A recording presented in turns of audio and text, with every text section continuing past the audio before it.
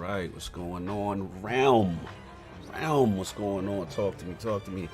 Sick Slayer, what's going on? Other Zinc, the Geeky Nerd, Shizno Elite, 9 lives, 210, what's going on?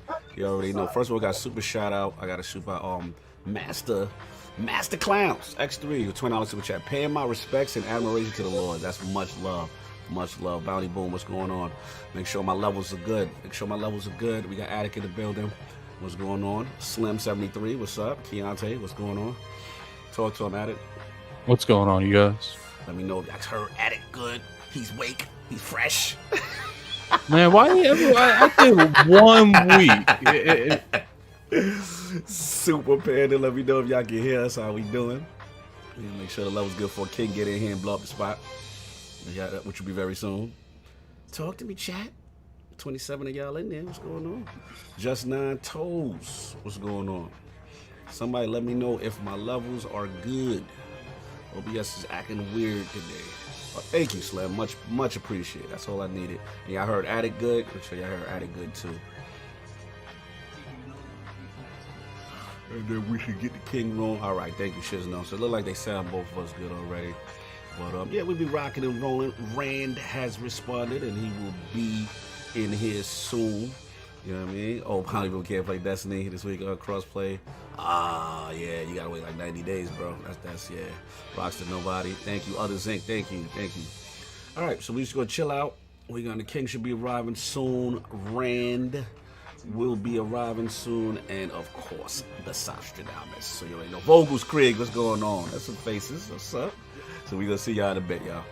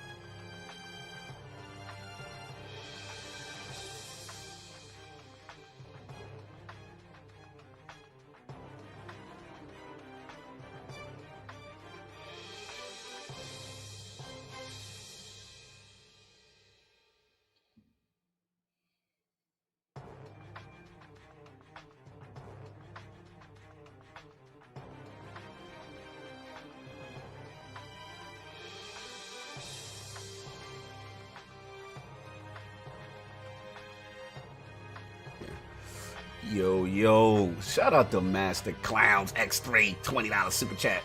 LordCognito, you hopping back on console when the Series X hits. For sure. Destiny 4K, 60 silky frames. Oh, yeah, you already know what it is. Me and coming back. Coming back. Yeah, we coming back. We coming to see Rand. That's what we gonna do. It's pretty much like it's pretty much me ascending from the heavens. Exactly. We coming down. Because materializing.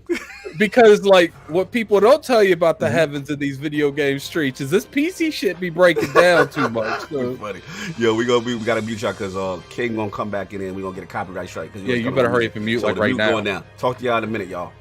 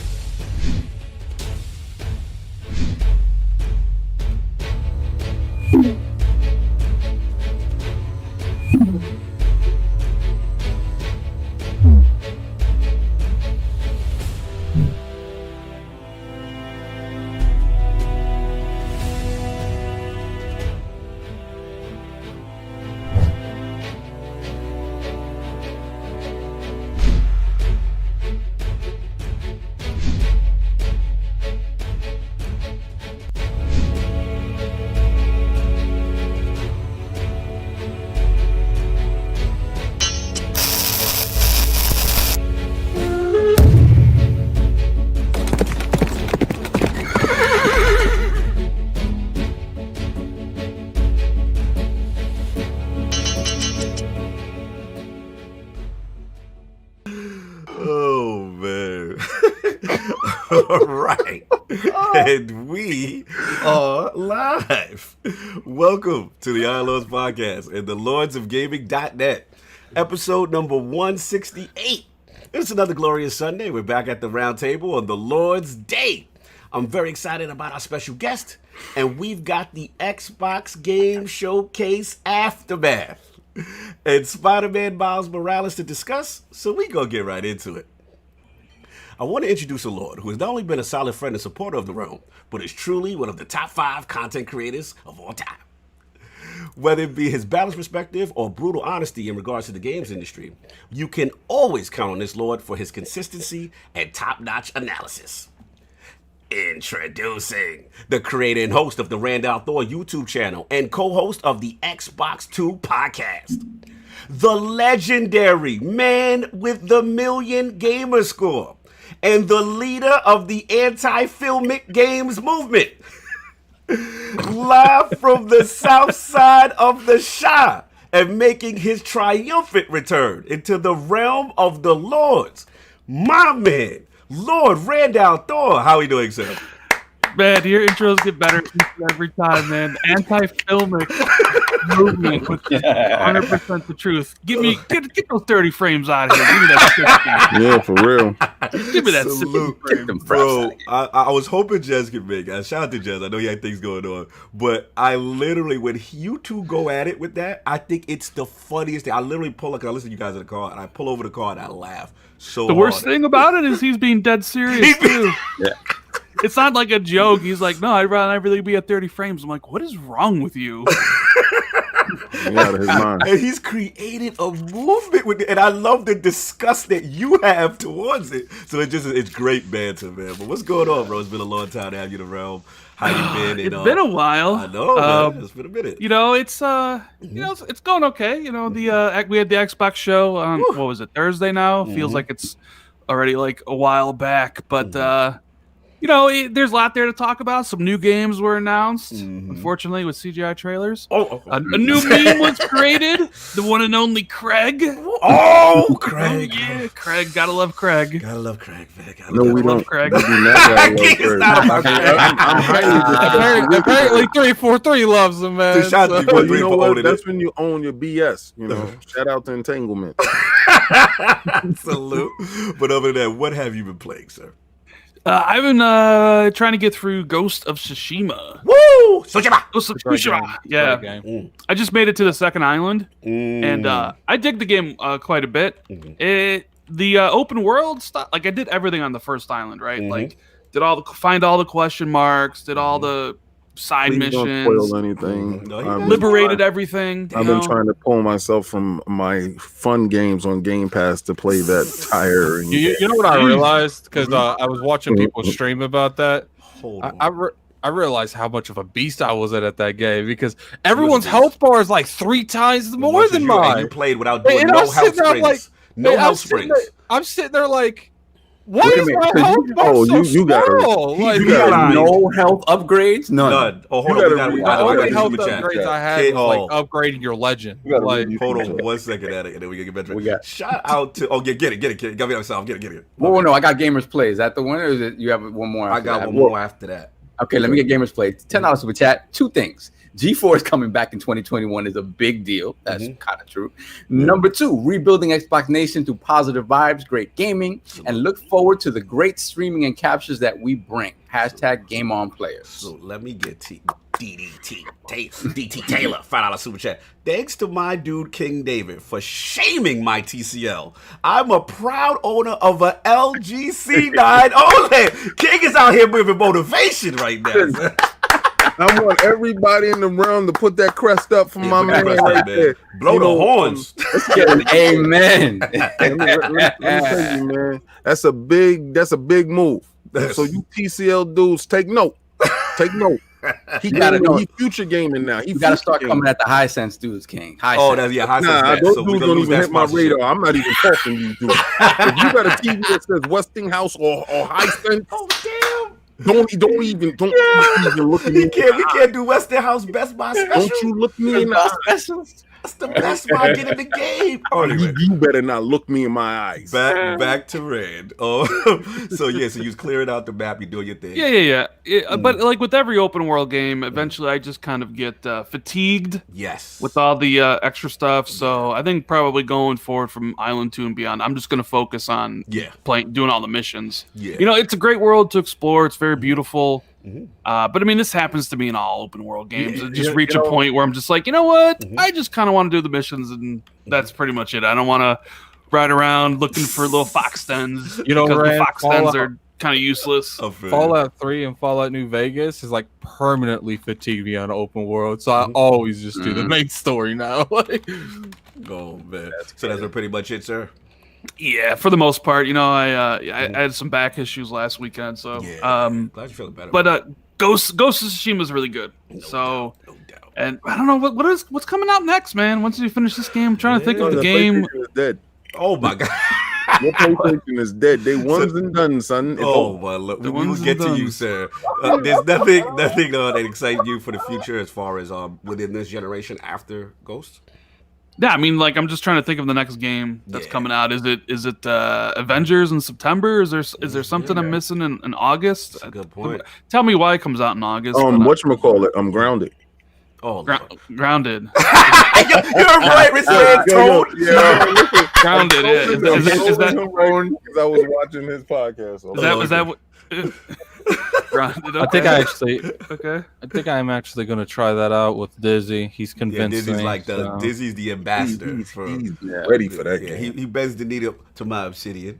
Shout out to Porsche Power Ainsley. Shout out to the big cast. We was on those guys last night. Oh my God, they really did it up for us. Shout out to Ainsley. Shout out to Dan, the whole crew. He says Tony Hawk September 4th, Rand. Does that excite you? Not really. Never was much of a Tony Hawk fan. Not really. Okay. Not really. I mean, the next game I'm really looking forward to is probably. What do we have in September, man? Avengers doesn't look very good. Yeah. No, it's a good. It looked very good when I got a chance to see. I'm not buying anything. Yeah, but it ain't coming to Game Pass, sir, so I don't know what you're going to do. Well, then when it hit it, then I'll hit it. Cyberpunk, maybe? I don't know. What's that? November. That's a good point, y'all. Chat, just let us know what y'all think. Oh, Outer Worlds expansion? Word. Yes. I'm down with that. It is Outer Worlds. I'm down with that. But anyway, that's pretty much it. Game Pass is not happy. So we will get into the show. A lot to talk about. And you already know we got the 4 Horsemen of Gaming, those original Lords of the Realm here at the round table, debuting our new, speedier 5-minute intros. My co-host with the co-host, my brother from another mother, the difficult game conqueror, Lord of Reviews, and the How of the Young Wolf. My man, Lord Addict, how we doing, sir? Doing pretty good, man. After that event yesterday, it's been a time on Twitter, man. It's been a time, man. You've had a lot of fun on Twitter. I definitely have, man. I definitely have. People frauding on Twitter, man. People frauding on Twitter. But we'll get into that later. No doubt. Salute to you, representing a Rodimus with the follow super chat. The Lord should stream playing Grounded for charity. Interesting. Hey, Rodimus, hit me up in DMs. You have a gift coming to you, sir. Yes. Please. Yes. The bank always pays its debt. So when Solve tells you that, make sure you get your reward that you want. And of course, we have our most technical gaming lord, the single player solo gaming list for the single player selfish experience, and also the soft. I'm sorry, Solve, I'm butchering your intro because CG Miller has me on the floor. He says $2 super chat. I'm only here for Gangsta Addict. I almost spit out my juice. And I know what he's talking about. That's what made me laugh. So apologies to Saab on your intro. And also to Sasha Davis, Mr. Offline Profile Illuminati and Lord Patreon of the Iron Bank. My man with a completed intro. So, Lord Saab, how we doing? Doing pretty good. What's up, man? Excited to talk about these topics today. You know, Yes. what have I been playing? Ghost Ghost of Tsushima. That when I'm home, that's taking up my time. You know how I know that's a good. You know how I know that's a good game. I'm playing it again. Oh wow. Okay. Yeah, I'm enjoying. That's the only thing you can do with PlayStation games. Oh my god. Double up, do plus mode. Oh my god. The same stuff, just plus. Have you let the cherry blossoms in I mean, the game is just. I had to stop taking pictures because this is like it's too much everywhere. I you don't go, get right? how people always be on that picture stuff. Photo Like I know. mode. That game is crazy, beautiful. Like for I no was reason. I was about to King Addict right there, but I'm gonna leave him alone. I guess I've just never. I don't do none of that. Somebody in my DMs talked about that picture stuff, and I was like, "Oh man, if you get off my timeline." I've never been that like I want like when I play a game, I want to play a game. I don't want to spend 40 minutes trying to find the right angle to take a picture. Like that's my guy. I don't go into photo mode and just spin around. I don't do any of that. I just take the picture where I'm standing, like if I like a nice vista or something. Okay. That's it. I'm not going into filters or none of that. Okay, fair enough.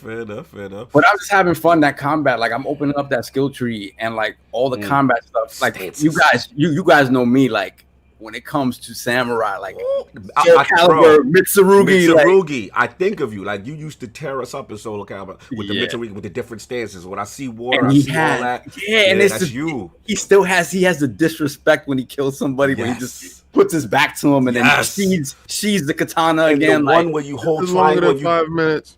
Oh my god! All right, yeah, that's true. We getting low. He right. Time keeps. So anyway, real quick.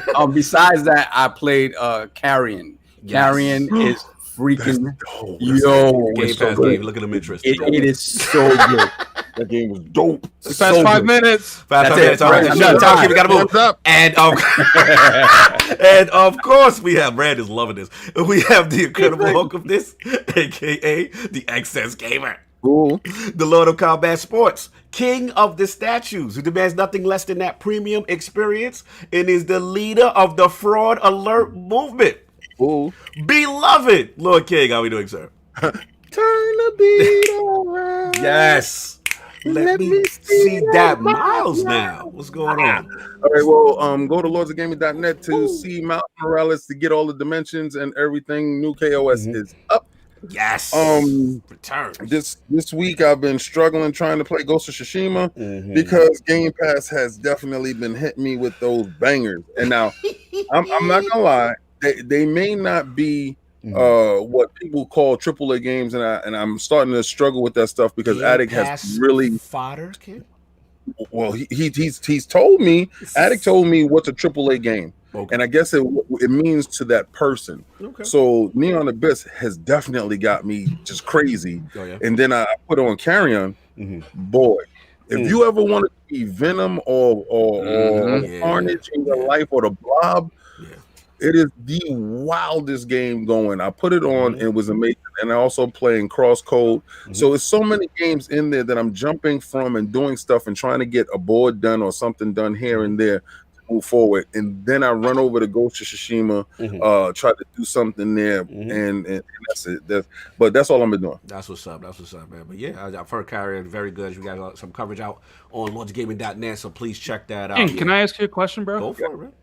What do you say to the people that say you're just surrounded by a bunch of dolls? Oh, so you the reason this is gonna go 5 more minutes. Here you go. Get him, King. This is now gonna go. Get him, King. He set you up. Hold up, before we start. Pixel G, $2 super chat here for the Halo slander, and I'm still day one Halo. Salute, Pixel. You have to be dying on Twitter. Look, King. Just answer this in like 3 sentences. No, we gotta let King answer this. I want a King Rand. I want a King Rand. I'm here for that. No, this is what he's here for. So when you see Miles Morales back there costing more than people's PlayStation 5, when you see the Ninja Turtle overhead costing more than some people's PCs, because you know they be out here with the BS. When you see Deadpool that costs more than some people's TV, put the millions up right now. You got a Master Chief over there that costs more than some people's car note. Or about we have Skeletor that's right over here on the side that costs more than some people rent. Throw the millions up, y'all. Then you got Thanos over here that costs more than some people mortgage. But they try to say like they were dogs like that. Like why you had to do them like that? Why you had to tell him? The gauntlet though pays for all your kids' school clothes this year. The gauntlet pays for all your kids' school clothes. So without me, your kids going to school naked. Put the millions in the chat because King is flexing right now. What else I got over there? I got Superman over there. What that do? Y'all got groceries? The King is the way you had to say. Why you had to be like, shut your TCL mouth? Well, he had to shut his TCL mouth up. Why was he talking to me? Like I didn't bother him. I love it. I love it. Oh my god, it was classic, man. I normally I do not get involved. I was very tempted to click like on that. I mean, normally I stay out of it. Now, you know what was crazy?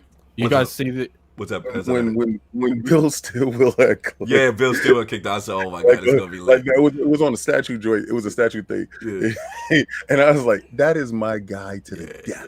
That joint was like $6,000, right? Yeah, man. Dude wanna say something, man. Man, I got $6,000, man. If you get off my timeline. Thank you, Rand, for bringing this back up. Yes, that's what I wanted. The shipping alone is people rent. The shipping is $700. Man, if you don't get away from me. So you've heard it here first, gamers. Do not bother King with your TCLs and low budget gaming because King will come for you on Twitter. That's just what he does. Calling me a king. Anyway, and of course, so I'll get there before I get my intro. Errol Channer with the £5 super cat. I rushed out of work to listen to you guys representing UK gamers. London. Halo Infinite demo, loved it. Will look great when released. No doubt, we're gonna get to it. Big up London, UK. I got fam over there, you already know. And of course, we got the gaming ninja himself, the Shinobi, the Tsushima Shinobi. Represents spread that realness in the realm of the IOP. Not telling you what you want to hear, but what you need to hear. So yeah, just a little bit of Destiny, not really much, because I done everything I need to do. I got my battle score thing, 100. I just tuned in on Tuesdays everything's until Beyond Light right now. I got everything I pretty much needed. So I'm rocking with that. You already know I've been on that Ghost hard body karate, you know what I'm saying? So I just did 2 more legends, and I found 2 more legends, Rand. So I'm working on those quests. Those are my favorite quests in the game, when they do the Legend of the Samurai, and you gotta find out his mystical thing, and then you follow the clues, and you know what I'm saying? You following purple flowers into a mountain and all this craziness. But yeah, I just love that game. And yes, I am the guy who does the photo modes. I look for the best pictures, but me and my best stances, my best suits. Yeah. At least you're playing a game, and the game ain't Destiny 2. So I think the only time I brought up photo mode is when I pressed the wrong button on accident. Randy's just happy I am not playing this. I'm telling you, when I don't play Destiny, I'm productive, man. You'll be back though, November 10th. New expansion. Maybe Series X will be out by that, or maybe it'll be out soon after. 60 frames. You're gonna get off the PC and come back. To Series PC's in the X bushes, baby. That, I'm right? coming home. No more PC stuff, right? I'm coming home, baby. I'm coming home, and you gonna be there with me at Game Pass. With 5 minutes. I don't know about that. Yeah, you gonna be no excuse, man. You gonna be in there now. Me and you gonna be shoulder to shoulder, Destiny up. Get your Titan out. We gonna be rocking. Nope. Time. Yeah, you're right. Time. Okay, sorry. Time. Yo, it's like battle rap. Time. He's going over. Right, I'm going over. Thank you. Thank you, King. I like you as the tag you. Already up to 25-minute intro. Let's keep it going. Last week's poll results are in, and the people have spoken to the question: with the pressure of the Xbox Game Showcase approaching for Microsoft, which of these games do you feel should start the opening of the show? This was controversial at the time. The winner of the 4-way ILP poll at 47% was Halo Infinite. Set the tone with the console FPS legend. Coming in at second at 23% of the vote was brand new IP. Third place at 20% of the vote was Fable, Prove It Exists. And at last place at 9% of the vote was I Don't Care, It Best Not Be Grounded or Sea of Thieves. Shout out to all of y'all. It was a lot of y'all on this, man. Salute, but I got to give it up to my boy. I gotta give it up to the Wolf, the young Wolf. He got it. Got this. He stood on his square. He fought Ainsley off, the evil Ainsley, the evil Luke Law. Was there any doubt that Look at that talk! Look how he pulled up on the side. Man, calm. You look at that. Look, let me see that. Give me that talk, Adam. Give me that talk. Was it any doubt that I was going to be wrong? No doubt. You got that. Ainsley, what the hell? If you listen to me last week, you could definitely I wasn't speaking if, I was speaking when. All right. Yeah, he wasn't wavering at all. That's true. Aids is like, yo, don't you do it. Yo, Aids in the chat, man. He was wavering at the end of that conference, though. His legs was he said, I don't want to hear this issue. He had 6 minutes left. His kneecap was knocking. Yes, it was good. Salute to Aids for being a good sport. He took his attempt in stride. You know what I'm saying? Dizzy, you took an L too, sir. Yes, that was you too. But get Clutch Man, $2 super chat. Clutch Man, these 5-minute intros have me rolling. Time. Battle rap. Rand has told me, pulled me to the side. He said, "Cog, I love your show, but damn it, it's too long." So we gotta work on it. Is 1:23 right now. We're about to get in the first topic. Right, That's amazing. Normally it would be in hours. Look how much time we get. Talking about getting into the first topic. Let's get into it. All right. You know what's funny? We was literally about to spend 15 minutes bragging about spending time. Let's go. It wasn't me. It was King came in here. Is like, I gotta go. We ain't doing no 4-hour show. We doing no 4-hour show. I got to IKEA. I listened to the great Rand. We talked about this way before. Yes. Time. Let's go. Time. So it is arrived. The game show Aftermath, the show that we'd always do, normally after an E3.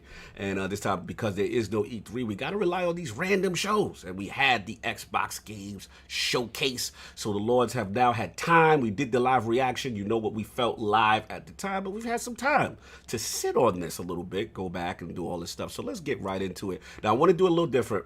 I want you to talk about your whole thing on the show, but not Halo Infinite yet. We're going to save Halo Infinite for a separate topic. So, Lord, right. Wait, so we can't talk about Craig?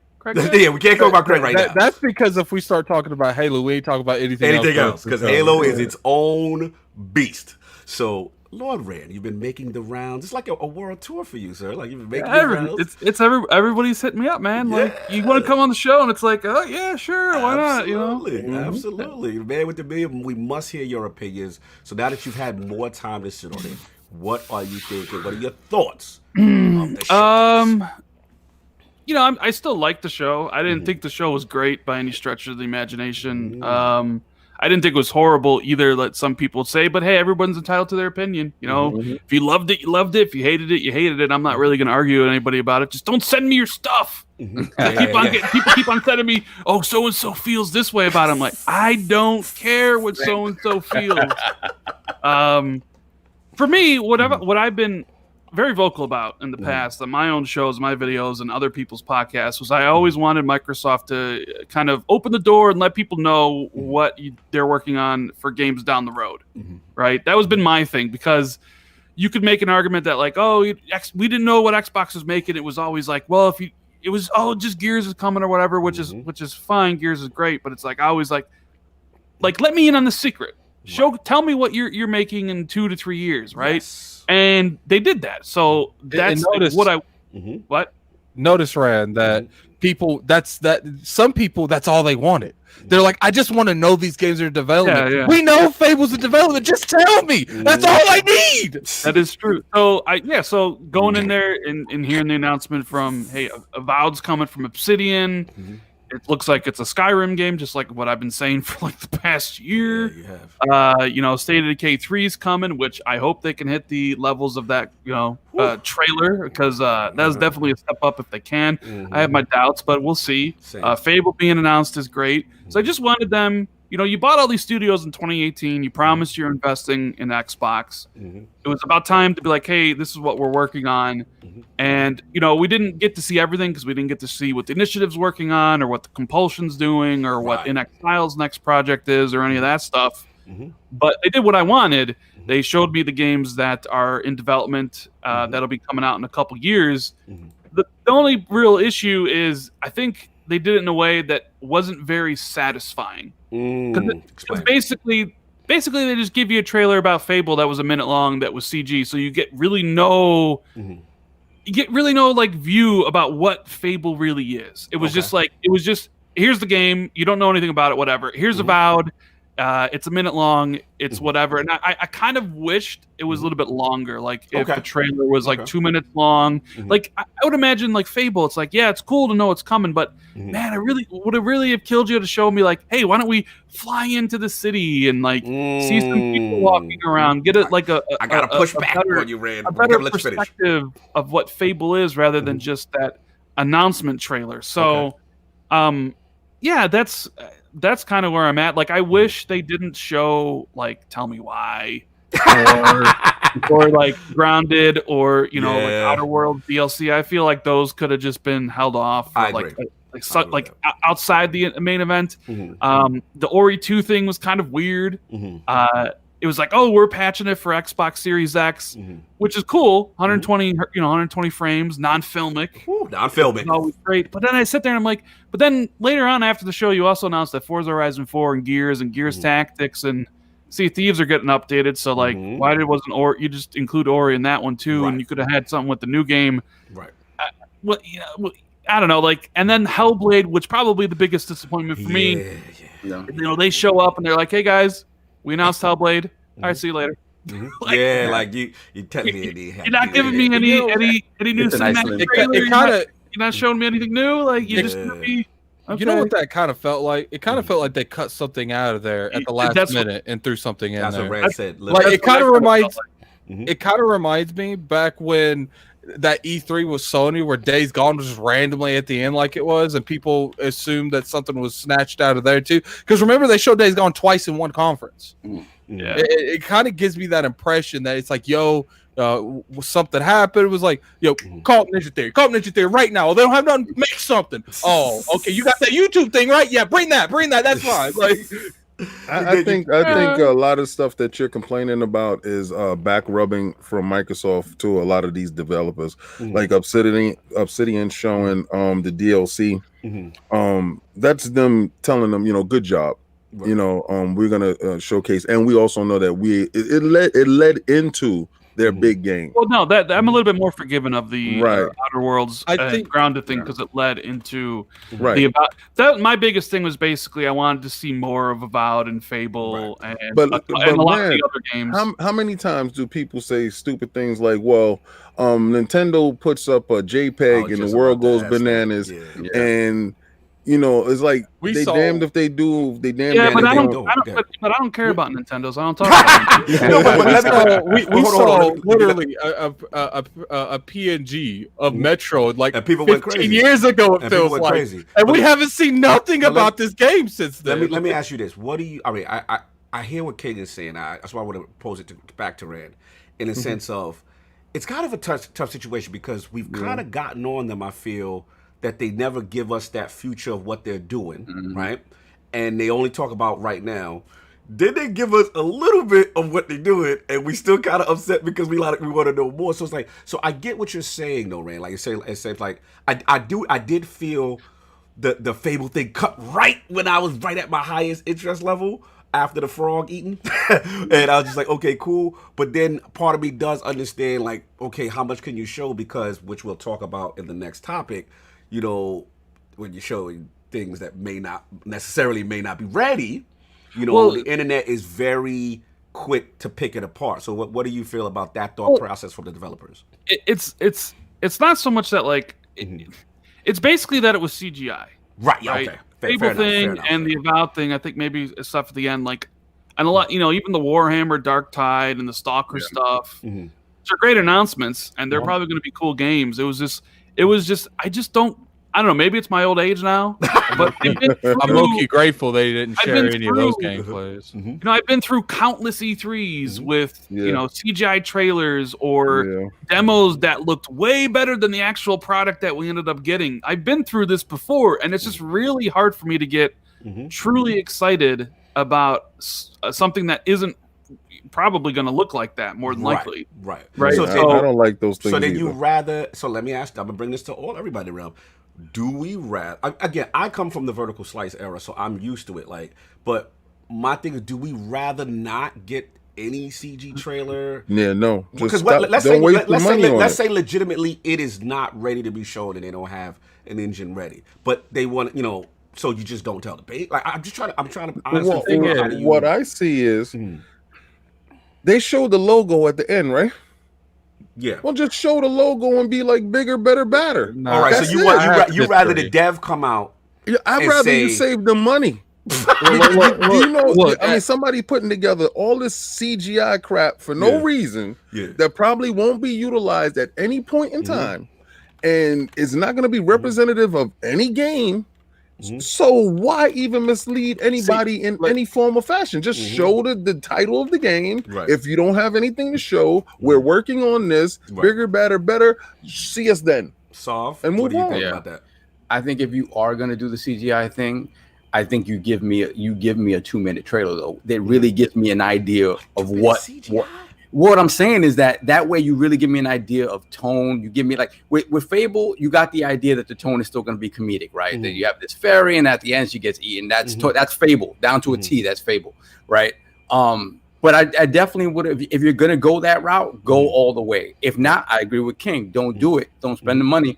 And give me a flyover or something. At this point, this is the thing though. At this point, they have to have something. Right. I'm not saying you have gameplay. I'm not saying garbage. What if it's not? What if we look in and we see? You know how Twitter is. You know how it is a damned if you do, damned if you don't. Because I'd be the first one to say I don't care. Give me the game. Tell me about the game 5 years in advance. I just want to know you're doing something. They put Turismo up and people was clowning the lighting, popping in the tunnel. It is one of those things where I just think when it comes to Microsoft, they don't have the goodwill to necessarily get through with that. It's just that's what it is. Like when PlayStation does it, people are like, "Oh, fine with it," because we know we know the greatness is coming. Right? Exactly. The assumption is there. The cachet is there. With Microsoft, it's imperative on them to force that issue. Be like, no, this is what our games look like. You have to step it up in that regard. I like it when they put in-game engine. If you're gonna do that, don't give me no CGI crap. Okay. In-game engine, I'm good with Fair enough. Back to Rand. I wanted you to finish your thought with this whole debate as far as the CGI showing too much. Like it's my personal opinion. I just don't care for CGI stuff. Okay, fair enough. Like I'm kind of with King. If it was in-game engine, like what Hellblade was or whatever, I'm fair cool. enough. And I wouldn't care if it was a minute or a minute and a half. It's like State of Decay 3 trailer. Like, am I supposed to believe that State of Decay? Oh yeah, we know that ain't looking like that. We know that not looking like that. Yeah. And then the thing is when you think about what State of Decay is, right? Unless they have some ridiculous unless they turn teraflop solve, it's gonna do it. Unless they turned it around completely, that game looks nothing like that. And you ain't believing in the variable rate shaded? You ain't believe solve it's gonna look like that day and date. What's the other thing is people's expectations for State of Decay 3 You're right.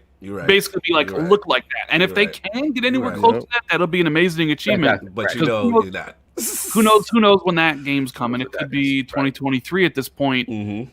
I also really do enjoy I really like the fact that Microsoft is giving their developers a long period of time to make these games. Because people want like Xbox to be like, well, you need to give your developers freedom to make what you want. It's like Xbox is doing that, and if you want them to make a great game, you really can't turn it over quickly, right? Right. So they bought all these studios like Obsidian and Ninja Theory and like Playground and all this stuff, and what it looks like, just judging from the trailers they put out with no dates, like Fable had no date and Avowed had no date. You can probably make the assumption where you're looking at 2022 at the earliest. Fair enough. Yeah. So like if Fable was in development in late 2017, early 2018, by the time it comes out, it's be 3 or 4 years development. Same thing with Avowed. Like their Microsoft is giving the teams time to make the game to the vision that they want with the production values that they will have. Right. And my thing's always been with Xbox is like I don't care what you make as long as what you make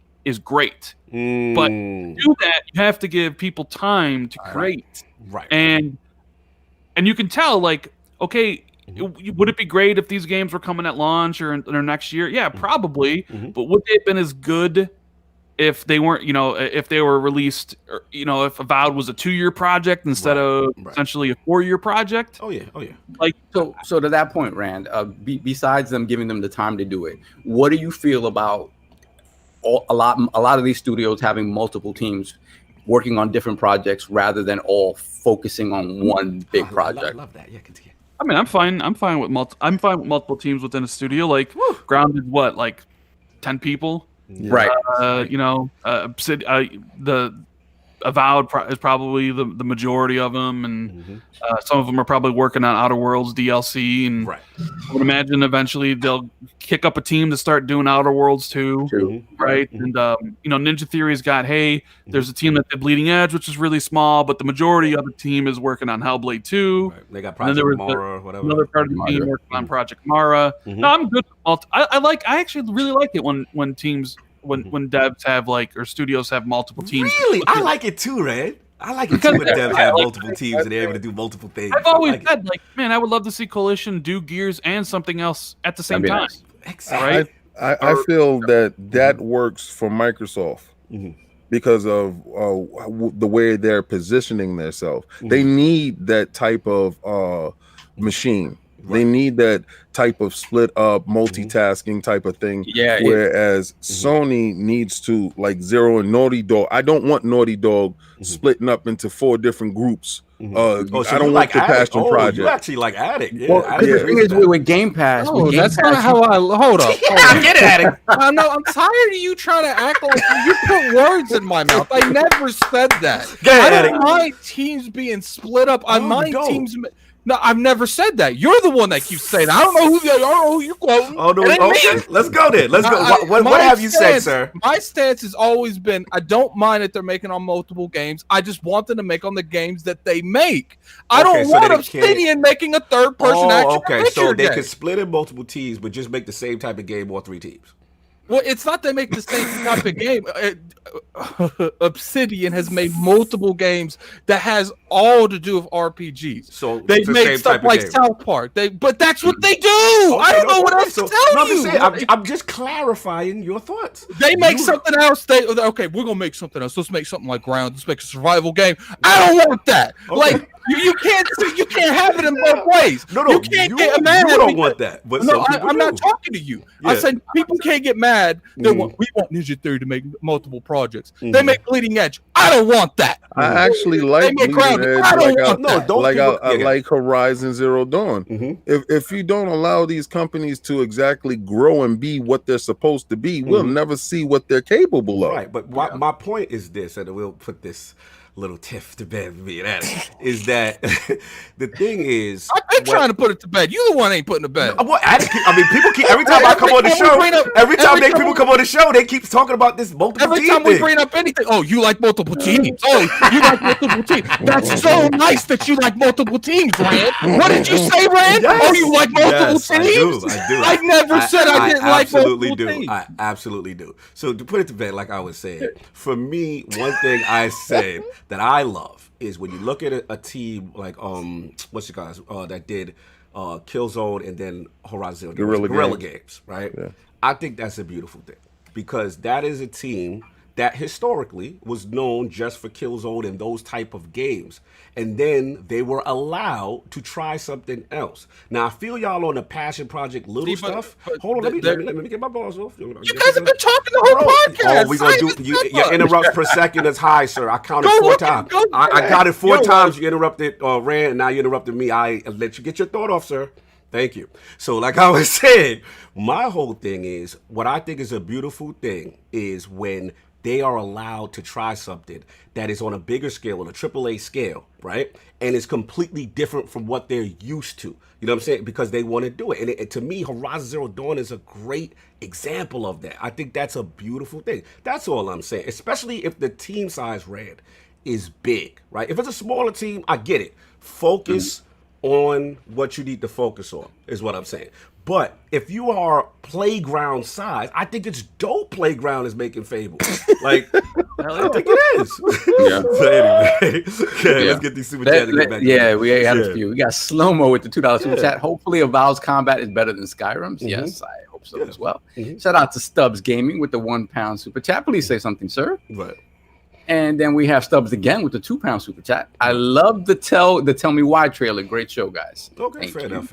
Then we have hold on, we got jumped a little bit. Then we have CJ. Right. CJ Miller again with $2 super chat. Cog, be careful, gangster addict takes no prisoners. Stop. I gotta stop. But we caught up, sir? Yeah, we're caught up. All right, cool. So before I give it to Addict, I want to ask Rand one thing. Just in reference to that point with the studio, you understand where I'm kind of going? Yeah. Okay. I get it. I mean, people also like, look, these are just my opinions. Like, if you don't agree with me, that's fine. We're cool. Yeah, like, cool. It doesn't matter. Yeah, like, this is just what I think. Like, I'm like, I've still like, you know what? I still feel really good about what Xbox is doing. They showed me the games that they're working on in the future, even though they're, years away, which is kind of what I thought. I mean, the people ask me like, "Oh, did you really like the show?" And I always say, "Yeah." And they're like, "Well, how could you?" I'm like, "Well, because I literally told you guys what the show was going to be on Monday. Right. Put out my preview video. Go back and watch it. I had every game from first party there. Even State of Decay 3. It was like Halo's going to start the show. Fable's going to end the show. Forza's going to be there. State of Decay 3 is going to be there. Obsidian Sky. I even said it was a Obsidian Skyrim Pillar spin-off game was going to be there. Yeah. I literally laid out the entire first party. So because it was exactly what I expected it to be, I enjoyed it for what it was. Could it have been better? Yeah, every show could have been better. Like every show that people could put on could be better. And I if they had used in-game engine stuff instead of CGI trailers, I probably would have rated this higher. I think a lot of people now kind of look at it like the thing about this is like is that these games are later, right? It's just Halo Infinite right away, That's a good point. and then these other games are essentially a couple years from now. Like none of them really had dates, right? And I'm a selfish person, right? I'm very selfish. I like seeing that these games are just coming to Series X and PC, no Xbox One. Ooh. You know what I mean? Because I know that's kind of I know that's a big talking point about like Phil saying you won't, but it's like I knew that was going to happen. I knew it was like at some point they were going to be like, listen, these games aren't going to come to Xbox One, right? And yeah, like all right, man, we gotta talk with these about games being so far away, yeah, they're not going to be on Xbox One. So we gotta talk about it, Red, because I'm glad you brought it up. I'm just about to pass it, but we got to talk about it, which is all right. A lot of Twitter, right? Finally, shout out to Hoaglaw. He's got an amazing video up, Virtual Legality, on this, and the issue comes down to messaging, right? And what he is saying, and what a lot of other people are saying, who are vehemently upset about what we're talking about right now, is that when Phil came out and made the address and said, look, we're not doing what PlayStation is doing, basically, essentially, right? PlayStation said, we believe in generations, right? They said, look, we believe that if you have you're in our ecosystem, right? You rock with us, you take your stuff forward, right? Now we watch the show, and yes, Halo Infinite does count, right? We know that's going in, both, whatever.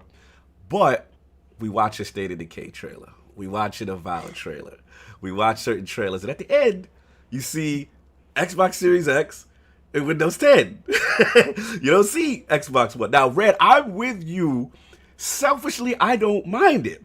But from a messaging standpoint, when you just told the base, you marketed to the heavens that we are about bringing everyone together, kumbaya, bring your Xbox sad and live your best life.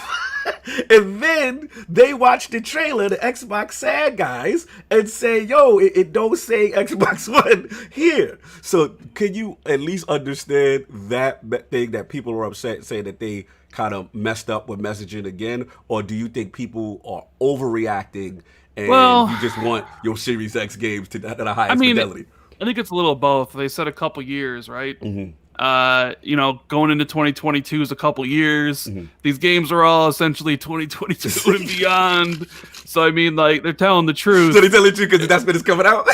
but it's just like, yeah, it really just seemed like we're not going to force people to upgrade for Halo, and that was pretty much it. I mean, He look like he laughing. King look like he laughing. It's literally semantics. It's literally it's a bait and switch. Come on, no, it's not a bait and switch. It's not a bait and switch. You are not getting this games this holiday season. When they do come out, they're not technically. That's what we doing, y'all. Right. This is the laws we doing. When they do come out, it's gonna fall in exactly what I said. From this date, I said in a couple of years from now, or a year or two. He said a year or two. We're gonna hold your hand, but then we're gonna let you go. All right, so your hands have been let go. So that game that you saw, that you said, "Oh my God, I can't wait to play that." Upgrade.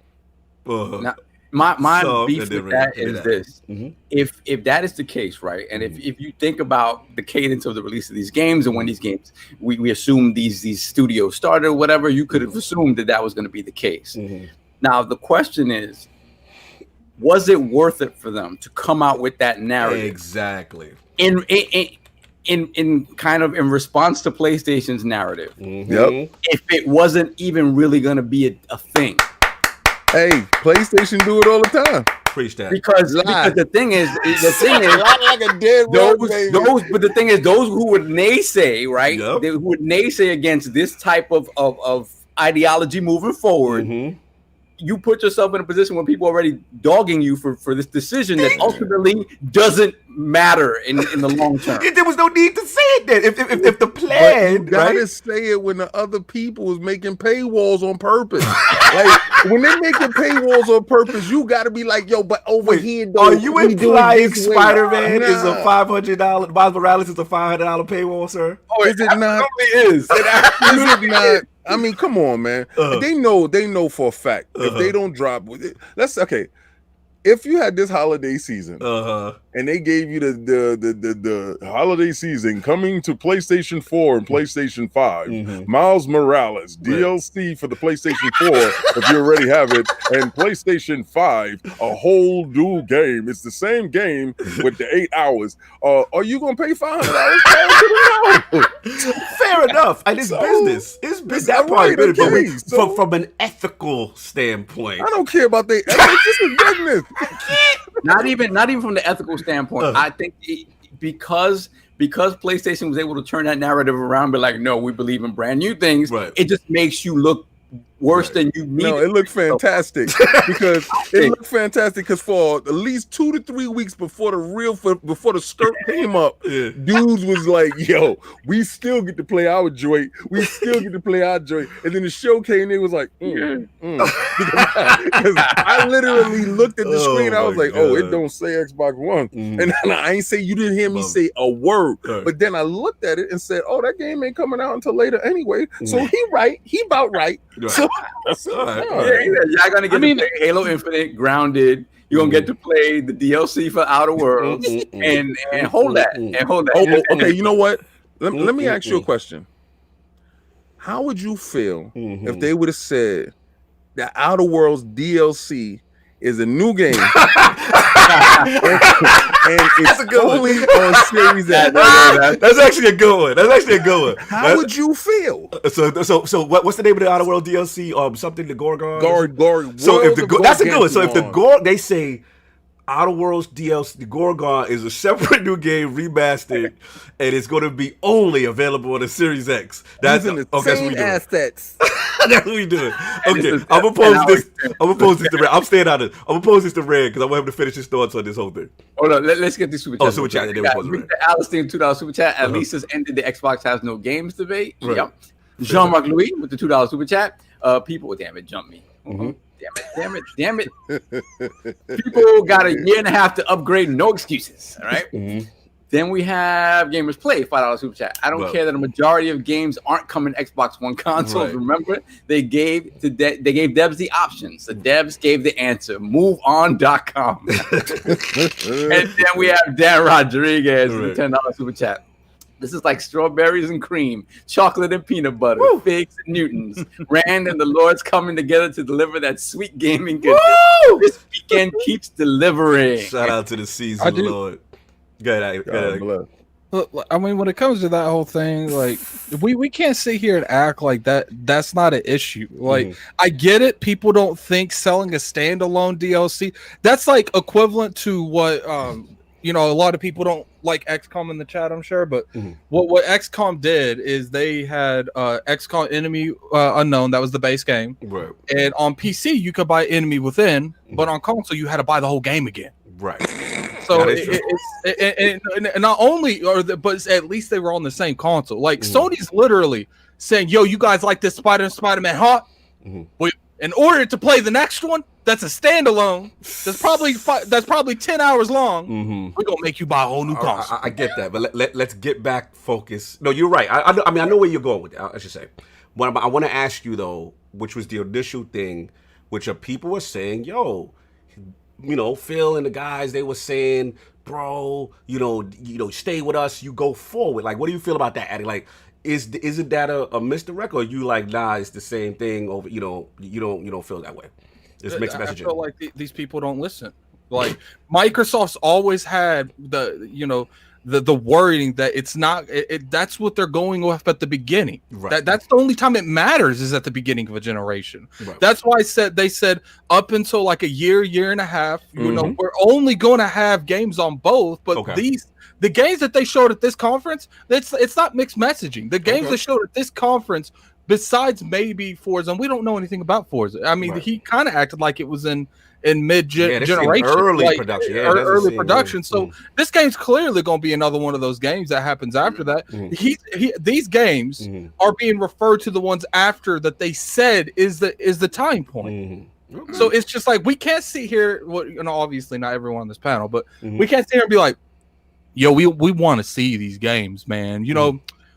We just, you know how many people I saw that's on Facebook, that's on Twitter, well, not really Facebook, but Twitter, that's like, I just want to see a roadmap. That's the problem with Microsoft. You know, we see so much from Sony for years ahead. We know what we're getting, and then Microsoft does it, and they're like, why do we get no gameplay? And I'm like, look, like, you know, back to the original point that I wanted to make when you guys were talking about, you know, in-game engine or not. Like, at the end of the day, I'm okay with CGI stuff as long as it reflects stuff that's going to be happening in the game. Okay. For instance, State of Decay. We've never had any form of wild animal life in these games. That is correct. And that trailer showed you, you know, that we just want to show you that the game is in development, which everyone pretty much knew that. It's like, and you'll be able to fight wild animals. Okay. So I'm okay with that. Fable. People, one of the biggest questions people had is it going to have that humor in it? That CGI scene showed it's going to have that humor in it. But, you know, in the game engine thing, I don't think that was I don't think that was possible for those games. We might not even know if those games have an engine right now. Like, they have to go with what they have to go. Do we think what was the bigger evil? Them coming to this conference of no Fable, or did this come to the conference with what they showed on Fable? I feel show a logo. I feel that part. And like I said, I can't get down on that, King, because like, what's the difference between showing a sword and the fairy gets ate by the frog and then just showing the logo? Well, I don't know how much the trailer. Probably $2 million. I don't know how much the CGI costs, but I don't think that, and you can roll it into marketing, but I feel that money is better used someplace else. Right. You know, you would have been happy if he stood up and showed you a logo and said, "And we're doing Fable." You'd have been like, "Yes," because it's been confirmed for you. Right. My thing is them spending that money. People know what's going on in Fable. Sure, they don't know the whole concept. There's not going to be a bunch of questions asked. And have somebody draw it on a piece of paper. Come on, you know, sometimes they do little artworks. You know, this is the storyboard that we're working on. God. I just want to point out. You want them to do like? I just want to point out that he's interrupting me. Okay. I mean, well, I've never bothered you with the interruption, so I mean, I understand. Sometimes you may feel attacked. Okay. Go ahead. Attacked is an understatement. I can't say anything right now. Go ahead, Addict, man. Well, it's just at the end of the day, like, you know, people are going to have to accept it. It's just like, look, they don't have stuff to show you on some of these games. People can't scream from the top of the hills, we just want to see announcements. And then when they show announcements, we just want to see gameplay. It's like, it's crazy the amount of deflecting that I'm seeing going on about this. It only happens with Microsoft.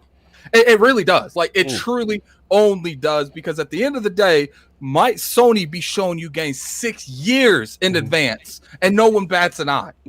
All right, But like now it's it's not okay. It's not okay. It's the lack of goodwill, like that they have in terms of what goodwill does Sony have if they actually telling you to spend $500 to play a DLC? It's doesn't not matter. that. It doesn't matter. Like they've proven to announce games 5 years out, and the games come out. But if there's something that gets canceled, it's more than that. It's more than that. Let me jump in.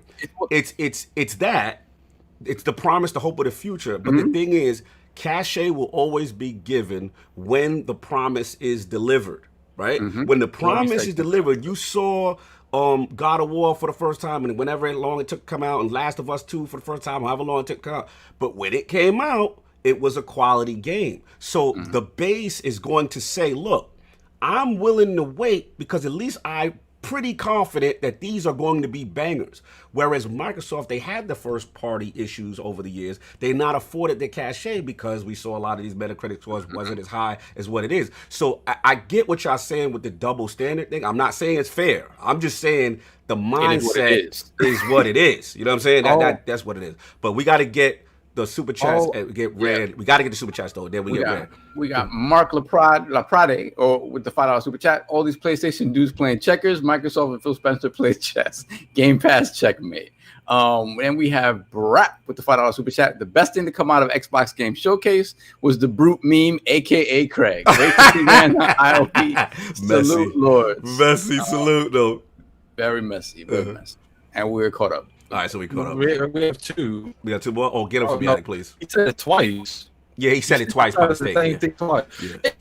It's like I said. Like, look, everyone just wanted a roadmap, and when you go back to talking about the amount of benefit that Sony has for making these games, they were getting these before these games came out. Right. Well, back in 2014, when they announced, I don't know if it was 14, it was one of the earlier E3s, when they announced what's coming out the next 5 years, no one said anything like that. Right. People were just like, we know what's coming out, and I think that's what people want. It's not necessarily, I don't think they had that kind of crotty back then.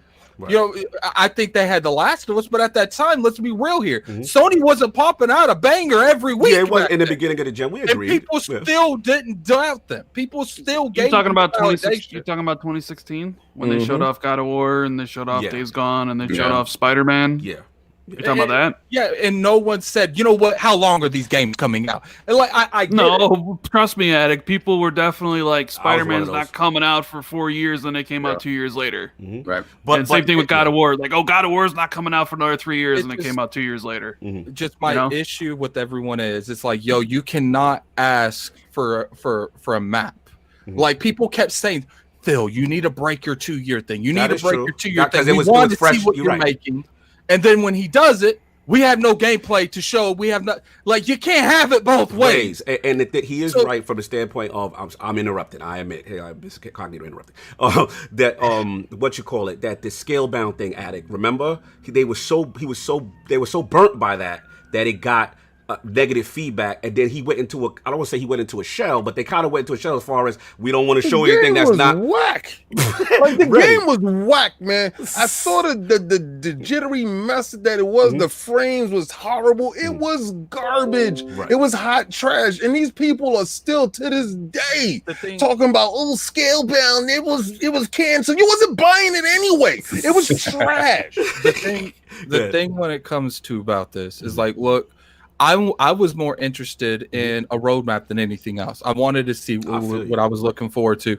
And when it comes to, I think people are taking the first 15 minutes of the show and trying to deem the rest of the show off of what they saw the first 15 minutes. Almost a perfect segue. Continue. It's just like, Obsidian. I don't know if anyone in here knows, but I didn't know. I never played Pillar. I love RPGs, but those type of RPGs I try to stay away from because they consume you before Yeah.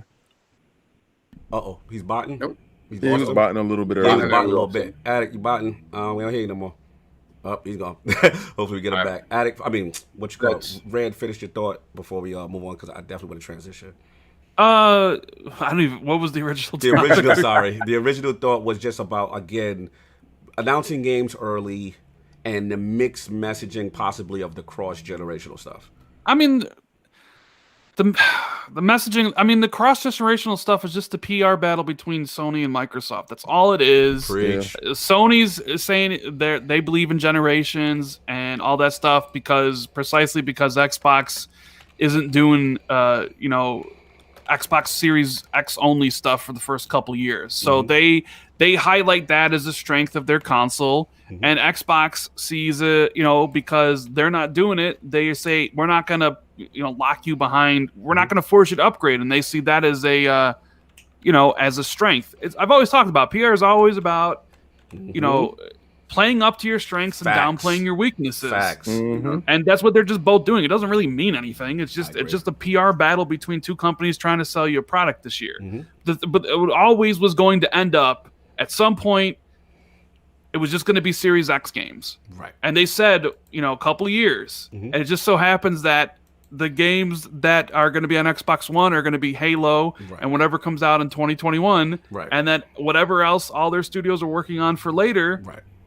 We're all going to be Series X exclusives. Yeah. Now, could you have not have said that?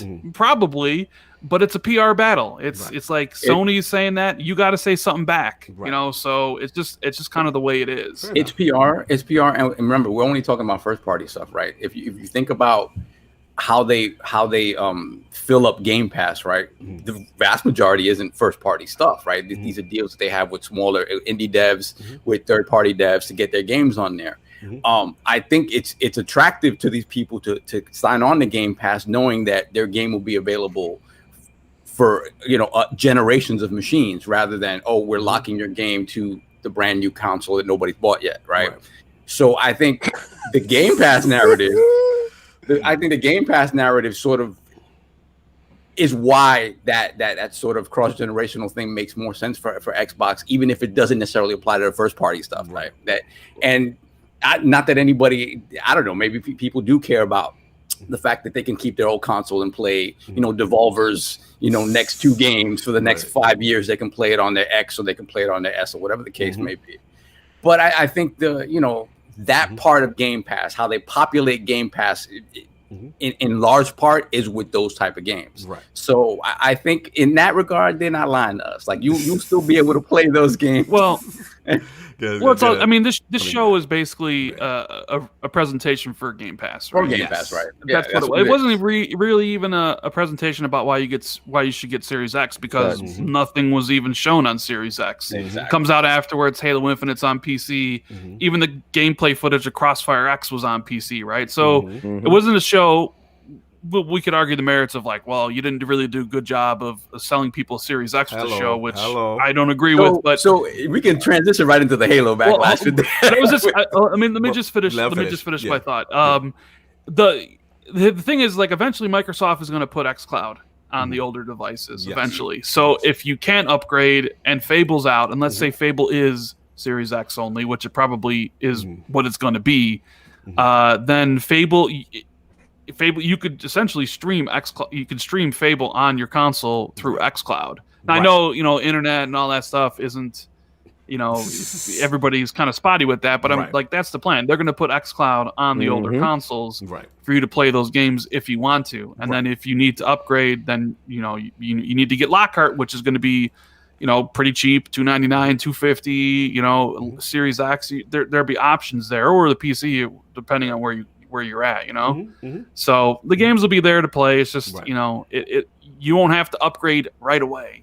You don't have to upgrade until 2022 for these games, so you got some time. I mean, people, the way the economy is going to be, everything's going on right now. Not everybody's got money to spend on new consoles, so it's okay, I get it. But this is kind of what I've always expected them to do. It's these brand new games we're building, they're going to be on Hellblade 2 is not going to be not on the Xbox One S or the Xbox One, so it's just kind of what it is. Fair enough. So I'll finish your thought as far as your impressions. I'll be sure I don't know what happened there. No, that's good. After Solve goes, I want to finish my thoughts. No doubt. Let me get these super chats first. We have Everborn Saga with the $2 super chat. They said 1 to 2 years.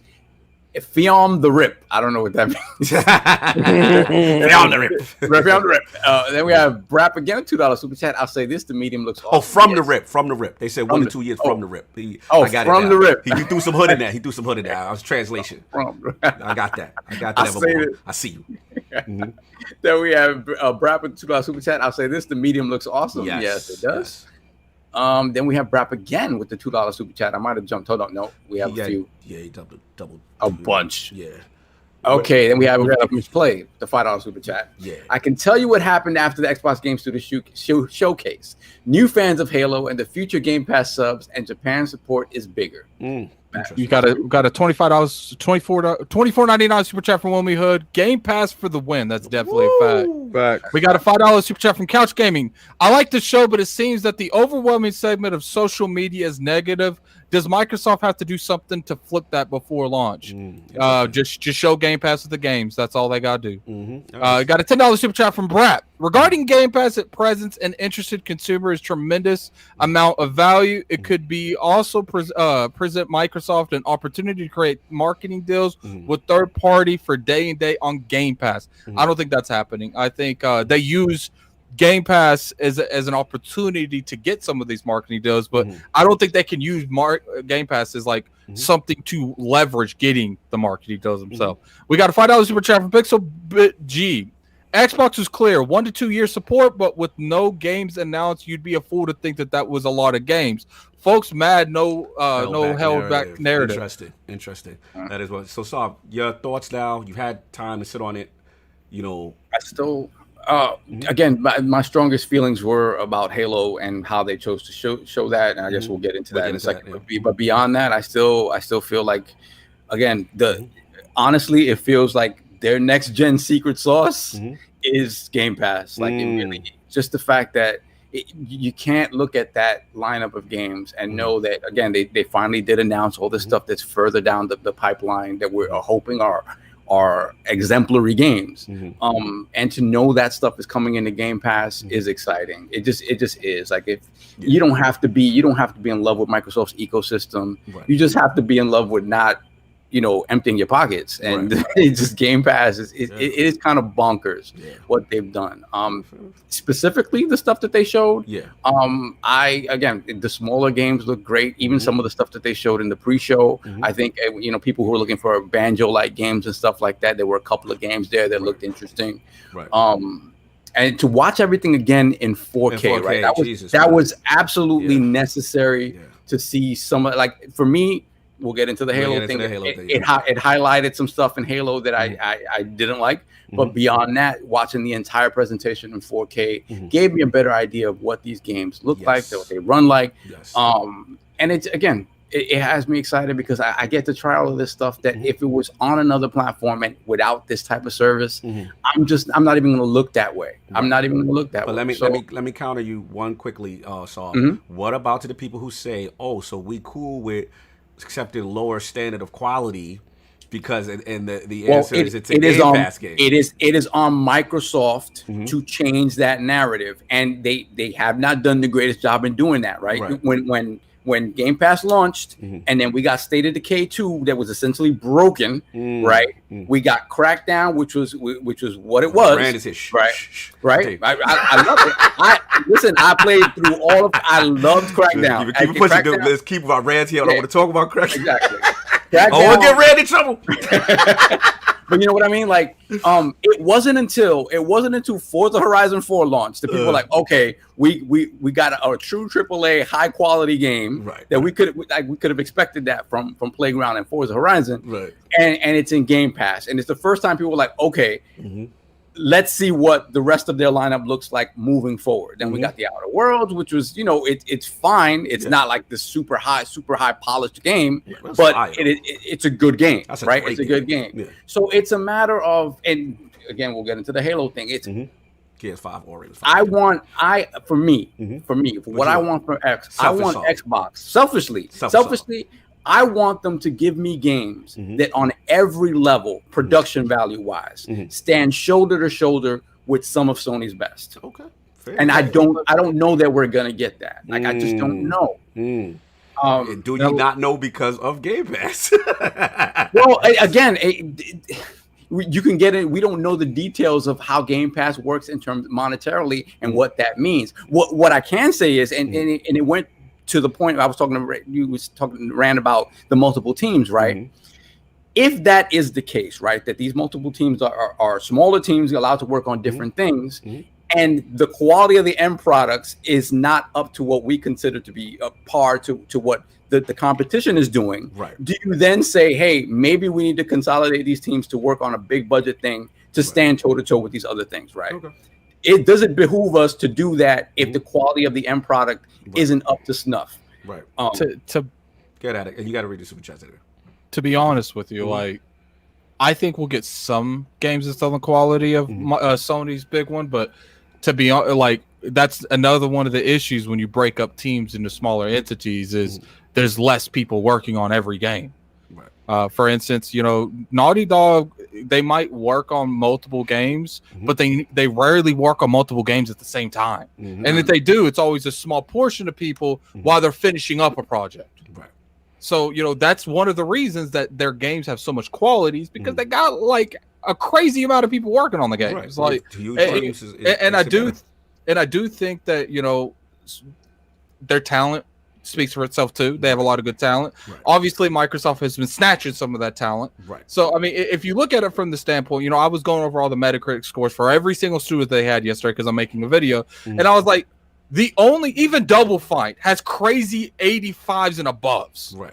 It's just like the only studio that really has to prove themselves in terms of what they can make is the Compulsion and Undead. That's literally all.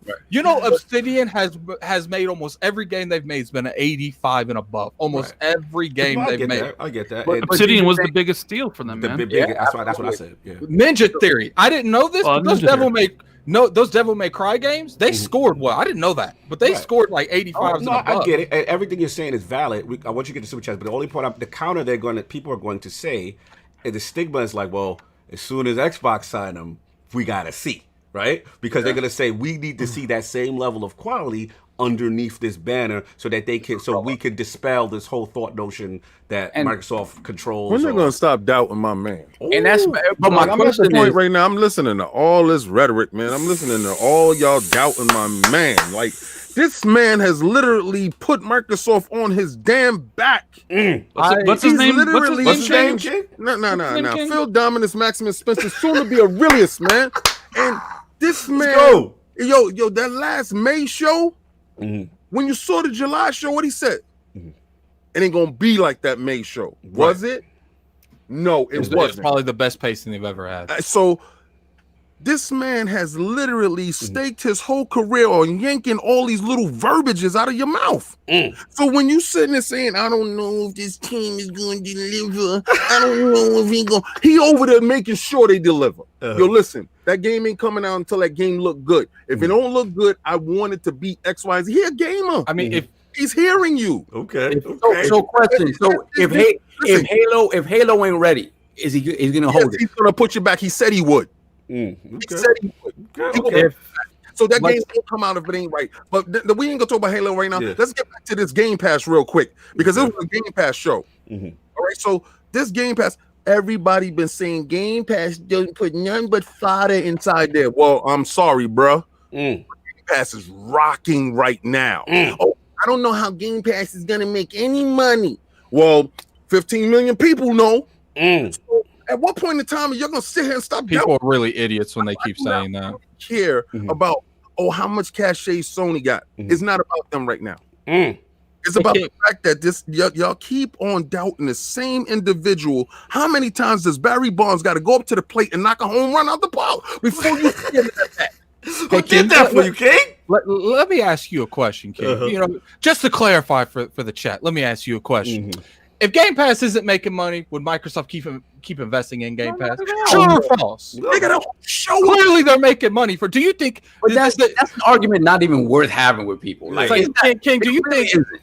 Do you think 10 million people are playing $1 for Game Pass? I say 50 million people is out here, and it's y'all got to stop. Y'all got to leave those numbers. This is the same thing that they was doing before. Xbox One stayed on 50 million for 4 years. They ain't sell no more consoles. Yeah, I've literally said that multiple times. People literally take. Remember, no, it's say 35 million for like 5 years. Because they're not at 10 million if they do a goddamn whole show about it. If there's a whole show about it, going to the rest of this year. Right. If you buy a Series X, right, you don't have to spend another nickel out of your pocket. Right. I'm good. This is it right here. And let's just say you don't have it financially. Right. But you got that $15 a month. Right. You in there like swimwear. Right. And you say that at the other side of the base? I don't think so. Fair enough. Okay, I want to let you get your ball, but I was right. We gotta get the super chat. I'm finished. My okay, ball. Finish your ball. All right, cool. Let's get the super chat, then I'll get mine and then we'll go. So Adam, you got to read this one from Wilmy. Yes. I don't even have the screen up right now. All right. You got it? Got us off? Yeah, I got it. Wilmy with the $15 super chat. Just wanted Addict to read another one. Yeah, he wanted you to read that. Wilmy, you didn't get to. I see Wilmy getting Debo mode now. Debo's back. Look, Wilmy, I couldn't read that one, but you're more than welcome to do another one. Oh my God, that's ridiculous. Stop. Scrub Nurse with the I'll read that one, Wilmy. I'll read that one. Scrub Nurse with the $5 super chat. Will the 4K showcase look good on the TCL? Much love to the panel, and the biggest factor of this showcase, all those games playable on Game Pass. Yeah, Right. that cannot be denied. Then we had Insipid Ghost. Woo! $5 super chat. Lord Sav is making good points. Oh, that's why you went to read. Acknowledging multiple arguments. Thank you. That's what I do. Salute. Let me read Brap. We got a $5 super chat from Brap. Game Pass is like the $10.99 all-you-can-eat sushi buffet. Looks okay, but a bit sucks. PS5 is Nubo Premium. I'm not saying bougie talk. He doing real bougie talk right there. I'm not saying you're little. And what's funny, Brad, is let me ask you a question, Brad. Do you have Game Pass? No. What I want to ask Brad is, where was you when the heat was on your neck? What he was on his neck? Oh Lord. Brad. Craig come out. When Craig come out, you come out. Why you out the bushes right now? We'll get to that. Brad be hiding in the closet like the whole time. And the moment he can say something, he just kicks that door out. He's like, Ric Flair's here, baby. We got Ric Flair back in it. We got another Wilmy, so read that one out. Well, another Wilmy, come on. Hold up. I don't see another one. Oh, yeah, okay. We got a $5 super chat from Wilmy. Wonder what Phil's Patreon tier price would be to get a tattoo on his chest. Look, man. Look, I'm pretty sure that Phil. I'm pretty sure that Phil got good money, so he ain't trying to have no Patreon tier like that. Phil don't probably leaving his house right now unless he had to go to Japan. Kerry Howard got something for King, man. $2 super chat. $15 for a bunch of free-to-play games is not a deal, King. Okay, well, I hear what you're saying, but I understand that you can't maintain a subscription service, so you're afraid of it. I understand that. I understand the fear of you do. You TCL dudes, because you sound like you got a TCL, my guy. I hate to break it to people. Time out. Let him get him. No. I'm sick and tired of you dudes afraid of Game Pass, and I understand why. Because you are afraid that when you can't pay that bill, you can't play no game. Yo! That's what it is. That's what it low key is. That's 100% fact. Because I hear you guys talk about, but I own my stuff. I own my masters. You only got one CD, bro. You only got one CD. So I'm playing 200 games. And you know why I love Game Pass so much? I have absolutely zero fear of losing my subscription. You do. King, are you implying that the reason they are afraid of Game Pass is the fear of not maintaining $15 a month? Are you implying that? I mean, to be honest with you, he's true. It's true because people say, "Well, I like owning it because if I don't have Game Pass, I still have it." Oh, so you always have Game Pass, you never lose it. So, Alec, are you implying that the fear that they cut off that they will lose their $200 games, thus the ownership? That's what we doing. Cognito, that's exactly what I'm implying. When they go to log in, they get that denied button. Y'all foul. I can't with y'all. Y'all doing too much. Y'all doing the most. So I gotta go. We got two more super chats. We got Michael, aka Best Size Finance, for $2 super chat. Wrap the type that wears his boxers backwards. Come on, man. No personal attacks. No personal attacks, bro. We ain't doing that. We got Everboy Saga with the $5 super chat. After the 723 shows, Game Pass is on everybody's mind. Most of the haters complaining on Twitter already have it. No, are we caught up? Kerry Howard again with the $2 super chat. You're not the only one with the bag. I make 70K clown. He makes 7K clown. How much you put in there? How much you put in the chat? I can say all type of dumb numbers. Post pictures up, boy. Oh, this is real millions talk. This is out of my pay grade. I don't know. You want to get into this conversation? I don't know, brother, because King will do this. So be careful. This is your whole check. All right, we gotta stop. There's a lot of millions talk. This is above our pay grade. We don't want to do. Then we got the real. You have no very. Wilmy Hood with the $5 super chat. T-Cell is not offering a monthly payment plan. That's why they can't get Game Pass. Shout out to Jado for the show. To our super chat at Carry House 70K is much, bro. All right, let's chill with the personal tax, y'all. We'll move on. We going left. We don't want it to go too left. We having fun. In our chat, guys. We don't want it to go too left, y'all. We having fun, but not too left. Look, I'll make it quick because I got to get my bars off and we move on to the actual main event. What I know everyone want to hear more. Look, we watch the show like you said, saw 4K. You know, again, everything. I'm not going to talk about Halo. We'll say that next. But my score remains the same, man. I still, like I told Red, I still have it 8 out of 10. And the thing is this. Look, I get it. If those games didn't appeal to you, I look at it, bro. I had 13 games that I'm excited for. 13 games, bro. So for me, I was looking at the joint like Dragon Quest. I'm a Switch guy, so Dragon Quest is huge coming to Switch. Rand, did stop you your see eyes. what I said? Did Yes. you see what I said? Yes. You said Switch guy? No, I said Xbox was Xbox was a better place without Dragon Quest. No, I heard you. I was so disgusted. I was listening to Xbox 2 so bad. Wow. And shout out to what happened now? What happened? What we wilding about? No. The Xbox is a better place without Dragon Quest. Yeah. I heard. Oh, because I was so riding. I so wish Jess Gordon was here because I was so riding. He was disgusted how I was disgusted with you. I was like, Red, he doesn't realize the importance of this JRPG, the biggest JRPG. And you know what the funny thing about that is?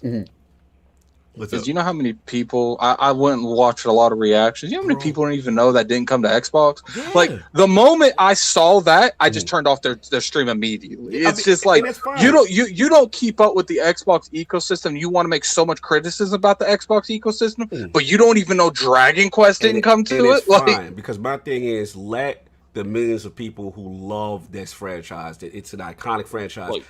Go play this game and they know they can get it over there. But here's I was joking. I know. But you was throwing it on. I was so angry. But I said it like deadpan. Like, I don't give a. It was so good, man. You got me, man. You got me in my feelings, man. It's a big deal for Dragon Quest to come because that is one of the only RPGs that's never been on the Xbox. That is the most Japanese thing. The most Japanese, man. So salute to that. Song of Iron looked fire. Kind of gave me Wolverblade vibes. You know what I'm saying? Little Viking side-scroller joint, very bombastic. I had Exo Mecha, bro. Like, I don't even like Battle Royale. I was like, what is this? Like Transformers with the Dinobots. They had a dude looking like Silver Surfer on a surfboard. I'm in. I am in on that. Of course, State of Decay 3, I'm a fan. At the end of the day, Rand is right. It is CGI. It is not going to look like that. But to Addict's point, it is a representation for the State of Decay fans. We know they don't never have animals in their game. Now we got the Zeds Possessed. That's going to add a new different dynamic. Shout out to Undead Labs, who we've had on IOP before. We were very upset in the sense of like, yo, how y'all got the tethering issues and y'all not using Azure servers? And then we find out, they got acquired, but it was before the deal, so to speak, when State of Decay was made, so they couldn't have all this. So just to see them with a budget, I'm in. So salute to that. Cog. Well, okay. Early pre-production, though. What do you think that means? You're right. What do you think? How long until we see State of Decay 3 for real? Honestly, I'm going 2022. It's gonna be a while. You don't think 2023? Maybe. Yeah, 2020. Do you think with that much time, do you think it could look significantly better than State of Decay 2? Oh, maybe absolutely. approach the level of that trailer. I'd rather 2024.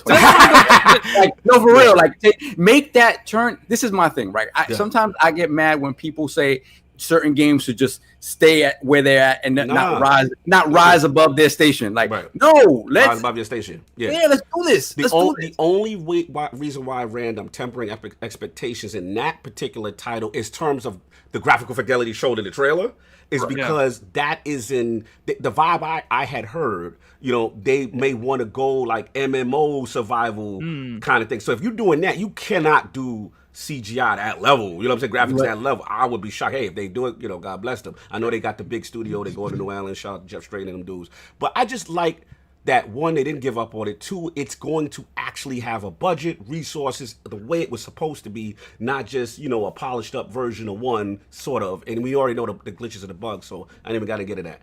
Everwild. I do. Yeah. Whenever you're done, I do want to say something about State of Decay. About the whole scenarios that you No, almost finished. Everwild, I don't know what the hell's going on, but it's the most beautiful thing I've ever seen. That joint looked crazy to me. You know what I'm saying? Outer Worlds DLC, they could have left that there, but I am a fan of the game. So Bias Cog was like, oh, all right. I think what the whole point of that is they wanted to show all those to show that the studio is working on a lot of games. Yes. Yeah. Then Dust Falls, I getting clown for this. Shout out to Ainsley and them dudes, they clown. Red, I don't know what it is about the art style that is it. I think it's the music in the trailer. I don't know what it is. Frames, ain't no frames. I don't know if the characters move, but it's something about this game that I was like, oh, I'm kind of interested. You know, it was a little small frame. You know, the lead on it used to work for whatchamacallit, these guys, the guys, the two human, not the two human guys, what's Detroit Become Human? Oh, I'm in. I love Detroit. Bonnie Dream, Detroit. Oh, I'm in. See, it's something about that game. I know people look at it. It's still pictures. I know King going in. I know King going in on me. I know. I see his face. No, I'm not listening to you. I was going to give you this. You give me the fraud alert? 0 frames per second. 0 frames. There's no way you show that game in any form of capacity at that event. I don't care who friend they belong to. That was a deal. That was somebody's man's project. That was somebody's family's. Like, that's exactly when I looked and I said, "Damn it, this is it right here. This is the best of. This took away your dime." And you know what it is? Yeah. This is the part where everybody was complaining when they hit that low. Well, they hit the low. Okay, right, fair enough. That's right where they hit that the two game that's like a Life is Strange game, and then they did the mess up with the what's that game from Ninja Theory? Oh yeah, they did the mess up with that, and then this comes right after that. This is the part you disguise. Yeah, I got you. You had a part in the middle like, oh no, Microsoft, not here, not like this. That's when you was a little shaky. That's when you was a little shaky in that part. And then to hear you say, yeah, I'm looking forward to no frames. But look at the diversity of the lineup that you got. People that's going to be like me, that's going to say, yo, I'm looking forward to that. Microsoft did their thing. I'm just saying. No frames and you're not going to play it. But your man Phil Dominus is doing it for that group. You got to respect it. I do think that's one of the issues. I feel like Addict right now. Yeah. I don't care. All right, Addicts World. Fair enough. I got you. Let me finish up on the thing. All right, so you got that. Bro, Rand, I'm going to tell you right now, and this is selfish, Carl. Once Destiny 2 was announced, Beyond Light, I said 10 out of 10. Game of the show. They don't have to show me nothing else. My favorite game, Beyond Light, free expansions, get down or lay down. Over here, Phil did it. Who did that for you? Phil did that for me. He listened to me. He said he know COG like Destiny. He said he know COG betrayed him for PC. Come on home, COG with the 4K. It certainly seems like Bungie and Destiny or Bungie and Microsoft are getting a little bit cozy. I don't know, a little cozy. Is Microsoft like, come on back to us, baby? Come on back. We know you strayed for a little bit. We know you strayed, and that's okay. You had to experiment. That's perfectly fine. But we're here for you. Come on back. She just broke up with Activision. Come on back. She's single. What's ready to mingle? I do. Get at it. I said I do think that can open up potentially in the future for another purchase for them buying them. I said this on Last Word. Pete Parsons, the CEO of Bungie, is extremely buddy with Phil Spencer. And at the end of the day, they play that. We know Phil plays Destiny all the damn time. You know what I'm saying? At the end of the day, just look, keep our eyes. Who knows? That's a big get because, to be honest, So I was going to say, Cock, how big is that for Destiny? Not only to be in Game Pass, and but I don't all even the really expansions to be in there, plus the new one. Plus the new How big one, is that? dude. Not only is that going to drive the online player base, right? Now, Destiny. Listen, we on Last Word Podcast, strictly Destiny podcast. I've got PC guys and PlayStation guys saying, "Yo, Cog, I'm in." You know what I'm saying? Like I'm jumping. I got non-Destiny guys like, "Yo, on Game Pass." I'm in. So sign me up. Teach me what I've missed. That is a huge deal. Because to be honest with you, Rand, they could have literally just said base game Destiny 2 on Game Pass. Wasn't the base game free, though? Right.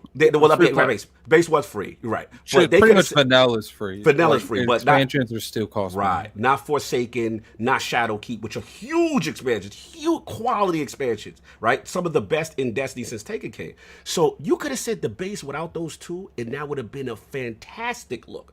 This is extra. This is given our new, except people understand, if you're not in the Destiny community, September expansions are the biggest reworks of the game. That is literally the best content. If you don't play Ted, you play it in September, that fall expansion. Now November, which is convenient, that is launching close to the Series X, but I ain't even gonna get into that. That's my other tinfoil hat working, you know what I'm saying? But at the end of the day, even if you don't care about Destiny, even if you hate Destiny, the fact that that online service game is in Game Pass, and I said this on Ainsley's podcast, The Big Cast with King yesterday, if this opens up future things like Division, like Warframe, that is huge for these online service type games and service games. You've already just ingratiated and brewed up this. This is a huge deal. It's not just because I'm a Destiny capper. It's literally a huge deal. So please hear me when I say that. So that was that. And I'll finish up real quick. Warhammer looks like some four-player joint that look kind of cool. Medium look fire, y'all. I don't care what nobody. Medium. You watch that 4-minute gameplay, Rand, of the joint off the Yes, thing? Medium looks great.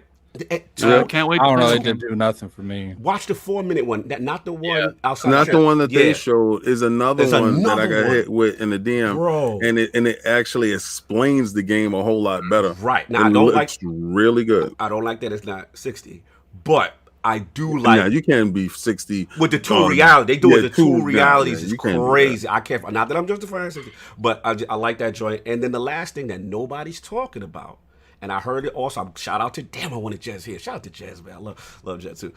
Crossfire X, in my opinion, next to Ex Machina was the best. Those two were next gen looking games to me. Crossfire X looked Beninian. That looked crazy. You know what I'm saying? So. And then you got what you call it, Remedy doing the single player, the campaign, the multiplayer. I guess is in Game Pass or whatever. So hopefully they don't charge too much.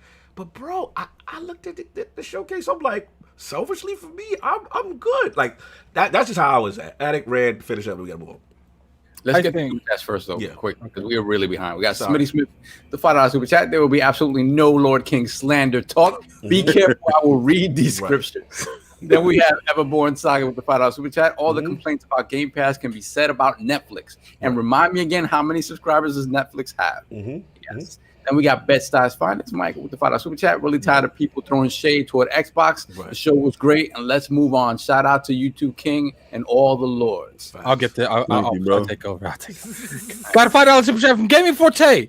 Y'all better leave Brap alone. We all know that man flip flops like a fish. Oh, Only I can give him them bars. Hashtag all love Brap. You know what, Gaming Forte, you ain't on to nothing because he's still gonna get this smoke.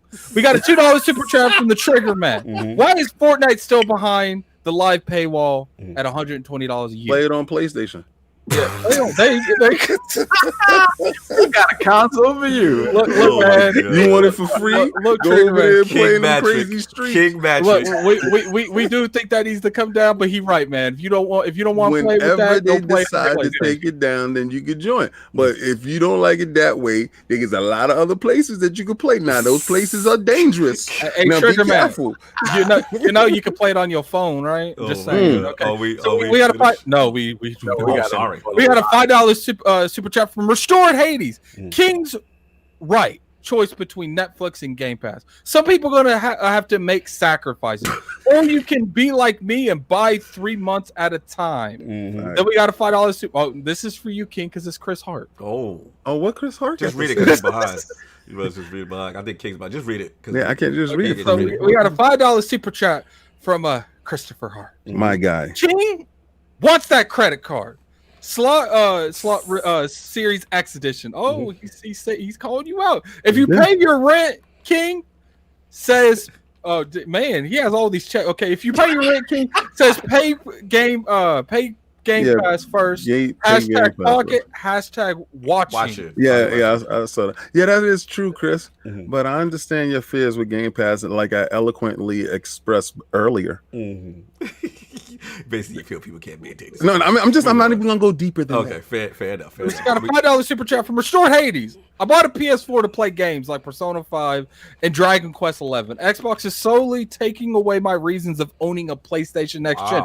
I did say that in a video. I was like, there's a lot of people that only want to play those type of games, and if they're not on Xbox at all, your platform's not even an option for them. But we'll keep going on to that. We got a $5 super chat from Super Panda. Give me all the passion projects. Every game was someone's passion project at some point. This is true. Okay. We've got a $5 super chat from the Wise Old Gamer. Look, Xbox trying to be Netflix. Sony is trying to be Pandemont. I definitely looked at that. Paramount. Yes. Whatever, man. Whatever. We're going to keep it moving. Both make money. Why the hate on TCL? My uncle. You sound like a TCL defender. Cataract. Shout out to Wise Old Gamer. That's the homie. He sound like a TCL defender. He sound like you got stock. Continue. We got cataract. We got a $5 super chat from the Wise Old Gamer. We know Addict's TV is TCL. Is his mic also TCL? Look, my God! Look, all due respect, man. All due respect, my TV is TCL, but we ain't going in there. We got a $5 super chat from Gaming Forte.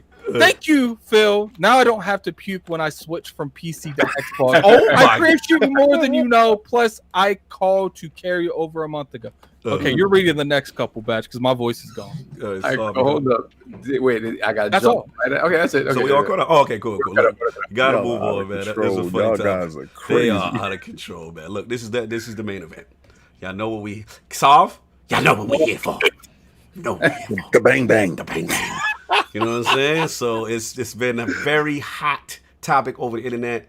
Halo Infinite. It's a lot of backlash. The memes and the birth of Craig. Look at my TV, Great. You guys. Look at my Oh, TV. shoot that TCL. It does. It says TCL right there. I can't That's right. And he turning it on too. TCL gang, stand up, man. TCL, forgive us. Look, man, I'm upgrading this year, man. He is. He went to turn it on. It said. Anyway, moving on, man. Main event, man. Y'all know what it is. We this thing has taken on a life of its own. So let's get to it, man. Rand, we know how much you love some Halo. I do. You are the man with the million. So let's get to it, man. Now that you got a chance to sit on it, what is your feelings about this whole situation, Halo Infinite and the backlash? Woo, Halo Infinite. Oh, man. Huge fan of Halo, right? Like, I've reiterated this so many times. It's my favorite franchise.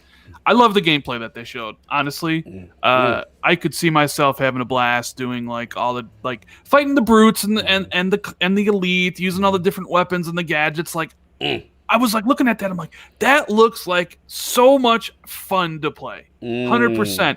60 frames. Give it to me. Give it to me. Non-filmic. Yo, Jeff Corden, I hope he's listening somewhere. Shut up with your 30 frames. Right? So, but, it did.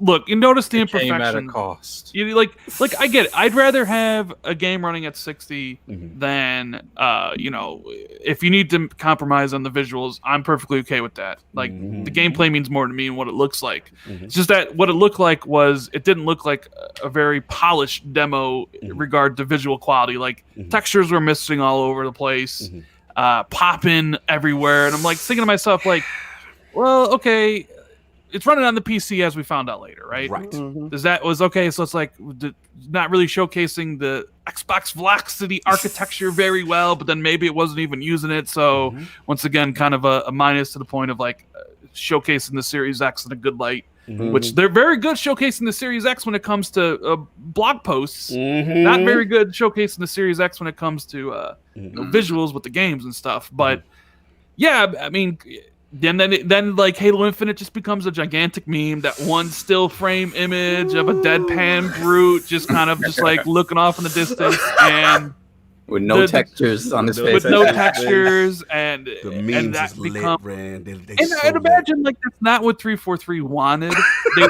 They essentially the game just become an absolute joke to a lot of people, but smartly they embraced the meme. Yes, called him Craig. Now everybody's kind of joking around with it. Do I expect the game to look better? Yeah, I mean, if everything they're saying is truth and not just pure damage control, right? If it really is an old build, you know, if Aaron Greenberg's come out and said, hey, it's an old build, but it'll get better and better and better and all that stuff, like if that's the truth, then when it comes to Series X, you know, it'll be great, right? It'll look good. I'm more concerned with the gameplay myself. Rap is so messy.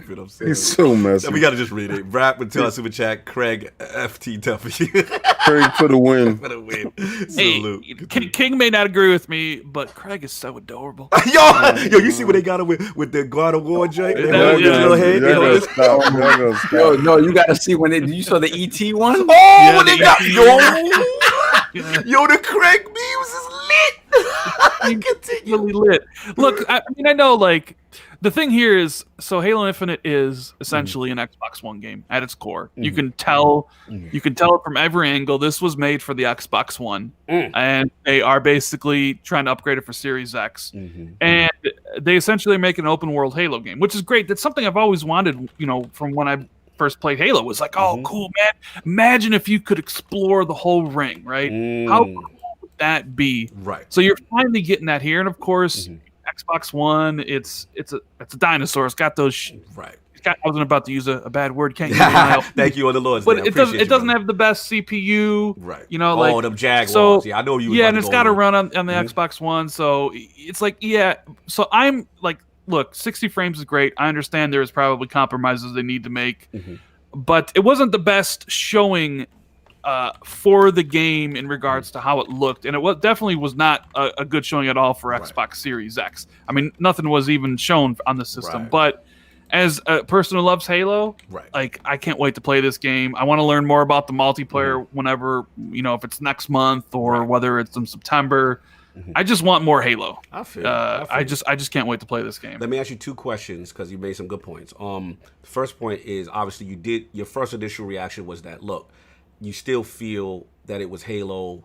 You were enjoying the game. I watched it. I watched it on stream on Twitch, and the stream looked really good. I rewatched it in 4K on my TV on my OLED King. TCL shaming. Yo, you know what I like? You know what I like? What's your name? Yeah, I like when they say that. I like when they say that. That was big TV talk. That was big TV talk right there. When you go inside the store, I don't care what nobody say. When you go to get that big ticket item, you go pick up that big television or whatever the hell you're going to get. You are proud at that moment. Absolutely. Because you buying it with a purpose. Absolutely. If you going to watch your Blu-rays or you going to play your 4K games in high fidelity because you brought a pro and you want to see the most out of your PlayStation and you're not baseline gaming. But I love that. Thank you, Rand. Oh, God. Thank you for OLED. So it looked great, man. Halo. I mean, that 4K thing looked a lot better. So yeah, I'm really excited to play Halo. Like, I know it's become a joke. Like, you can't really have a good discussion anymore about Halo because it just becomes like rallying point for people who don't like Xbox, who don't like Halo, who are never going to buy an Xbox, who are never going to play Halo. Suddenly have all this all this stuff to say about Xbox. I love it. Like, all these people who don't give two rat's asses about Halo or Xbox suddenly have the most to say about it on social media. It's always so funny to me. I feel you. You know what I think? Okay, I'm gonna ask Reddick. I wanted to ask Reddick. I just wanted to put a statement. Go I think a lot of people are attacking Halo Infinite like excessive because, let's be real, you could attack Xbox high core, but you can never really attack Halo crazy. And I feel like a lot of Xbox haters, they got that chance. They're like, yo, we can attack Halo. so they all coming at it. Like, they'll come at it everywhere. They're like, they making the memes because they know that this might not happen again. Like, you're funny. Let me ask Red. This is what I wanted to ask because I know where you're going at it. I know where you're going. But I want to say, in fairness now, you know, for months we've heard the most powerful console. Cog, you can stop right there, brother. Okay. They did not show it whatsoever, and they have not shown it. That's on them. Teraflops. We have the most powerful console. Haven't seen it yet in action. Have not seen it. I got a reason for that. Go ahead. Oh, I mean, there's probably plenty of reasons. No, I got a reason for this one particular. I mean, because it's this one particular game in the topic that we're going to talk about. Okay. Because I saw the most powerful console in the world when I saw Forza. So, Forza trailer did look incredible. It was in game. They said. Yeah, so, and that's what I asked for. Turn 10 or Wizard. You see the ray tracing in that too with the reflections. Ooh, it's really good. But yeah, I mean. You know, they talk like you did not see that from this game, and I've seen people say Halo 5 looks better. Yeah, Halo 5's a linear game, and it probably on the X it probably does look better. So it probably does. What about these two factors though? In reference to one, now it's supposedly open world, right? There's got confirmation with 3 open world, and the fact that besides, damn, I lost my thought. It was two quick questions. It was the open world joint. Not the 60 frames joint, but I'll get to the other play. But let's start with the living world stuff, like the 10-year thing, Destiny thing. The 10-year, the 10-year plan, that was one, but it was another question. It'll come back to me. But I answer that question first in reference to that. Do you want me to answer the open world thing? Yeah, like because of the open world aspect, do you have any fear in reference to this affecting the quality of the game and that whole and the 10-year plan thing? I mean, I guess it really depends how open like. Are we talking like Ubisoft levels of openness here, where it's like some of the missions are just dumb, you know, and they're just like time fillers?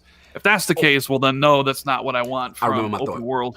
Okay, go ahead. The second part was in reference to the fact that it's a cross-generational game that we are not getting like almost a held back, right? Remember that was a big thing. Like a lot of people are like, yo, I don't want it on the old joint. We want to see infinite max. Do you think because the baseline Xbox One, it still has to come for that? The whole game design argument, right? This in defense to the game design lords. This is some of the stuff that they were talking about. They like, see, you see it on Twitter, like this is what we're talking about. By the way, what happened? I mean, no, you was on their side. You was on their side. Facts. I've always said. I mean, I've personally said. And I don't really talk about the tech stuff very much on my channel because I just don't know about it. Right. I rather talk about. I talk about like what Microsoft's doing and what the games that I'm looking forward to are and news and whatever. Yeah. I mean, I don't like they're building the game for the Xbox One. Yeah, I think it's probably couldn't. It's not going to be what it could be if it was only made on Series X. Right. My thing has always been like, people have said Lockhart will hold back Xbox Series X. And I always said, no, that's not the case. Like Lockhart is not going to hold back Series X because it wasn't designed to. It's designed to basically run the same game at a quarter of the resolution. Right.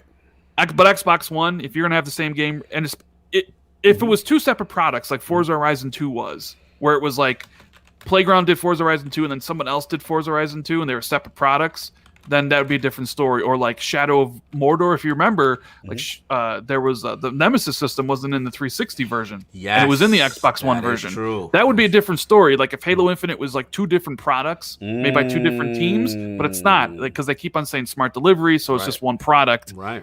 So yeah, it's probably built around the Xbox One. I mean, the game's been in development for 5 years. They only got dev kits first party like less than a year ago. Right. So it is an Xbox One game. They didn't even show it running on the Series X. So what we're going to get out of it is an Xbox One game that's going to have features that Xbox Series X gives you. The 4K resolution, the 60 frames, the better draw distance, the better textures, which weren't on display, the faster loading, all that type of stuff. But yeah, at its core, it's an Xbox One game. Now, I just hope the open world isn't like filler stuff where it's just a bunch of like, oh, we got to like, oh, missions over here where you go rescue some Marines and it's, you know, it's kind of just filler stuff. Like, I don't really want that. And it's for that Destiny 10-year plan? Well, the 10-year, I'm not against the 10-year plan because I understand that usually is good for like multiplayer, right? You look at like the most popular games now, they're all platforms. Overwatch, Fortnite, Apex Legends. Correct. even Call of Duty with Warzone, like they're all platforms to a certain degree, and you know, people love it when you can keep on playing the game and stuff are added all the time, like new cosmetics, new modes, new maps. If that's their plan, that's great. My concern is about the single player, like. And I know if they said it, like this game has a beginning, middle, and end. And great, if it does 100, like if the story's great and it does have that beginning, middle, and end, then I'm cool with it. And if the living platform means a year from now, we'll get like a Destiny style expansion to the campaign that adds like 5 hours of like, here's Chief's next adventure on another part of the ring where he needs to go eradicate the flood or something. That'd be cool. And Jez explained it on our podcast where like, think of Halo Infinite as basically the Master Chief Collection, where like one day something new is just added. Emerging and another in the day, world, right. Yeah. So I guess it all really depends, like how it comes out. Is the campaign complete? Right. And is the multiplayer fully featured? And if those are the cases, then I don't really have a problem with a platform that evolves over time. So those are my thoughts on that. Fair enough. We got to get Addict in, but how many super chats have we missed? So we have. Well, did we get the Braps $2 super chat? No. They had a Craig meme passing the blunt. Yes. It's out of control. Out of control. Then we have Gamers Play with the $5 super chat. They switched from Unreal Engine 4 to Slipspace Engine to take advantage of RDNA 2 features. Early build delayed by pandemic, unfortunate but true. Okay. Then we have the Wise Old Gamer with $2 super chat. Craig slapped the bug snacks out your mouth. Y'all can see somebody's getting the bug snacks out your mouth. Yo, Wise Old Gamer is on it today, man. He's on it. Then we have Get to the Point already with the $5 super chat. I'm waiting for the game of the year, Craig versus Bug Snacks Battle of the Century. y'all ain't ready for it. You know, just for something really quick, I just want to say, please. All the Xbox fans who are out there posting stuff about bug snacks nonstop, you can't get upset about Craig being posted nonstop. You know? So I enjoyed the bug snacks memes and stuff like that, and I'm enjoying the Craig memes because they're funny. They're funny, man. So salute to People 3 for all that. That's the wildest stuff I've seen. Yes, we're not done yet. Oh, we have Gamers Play with the $2 super chat. Talk about the medium dual realities at the same time. Yeah, that's fantastic. Especially when it comes to like puzzle solving gameplay. That looks just bonkers to me. What else? Let me see. Jump me.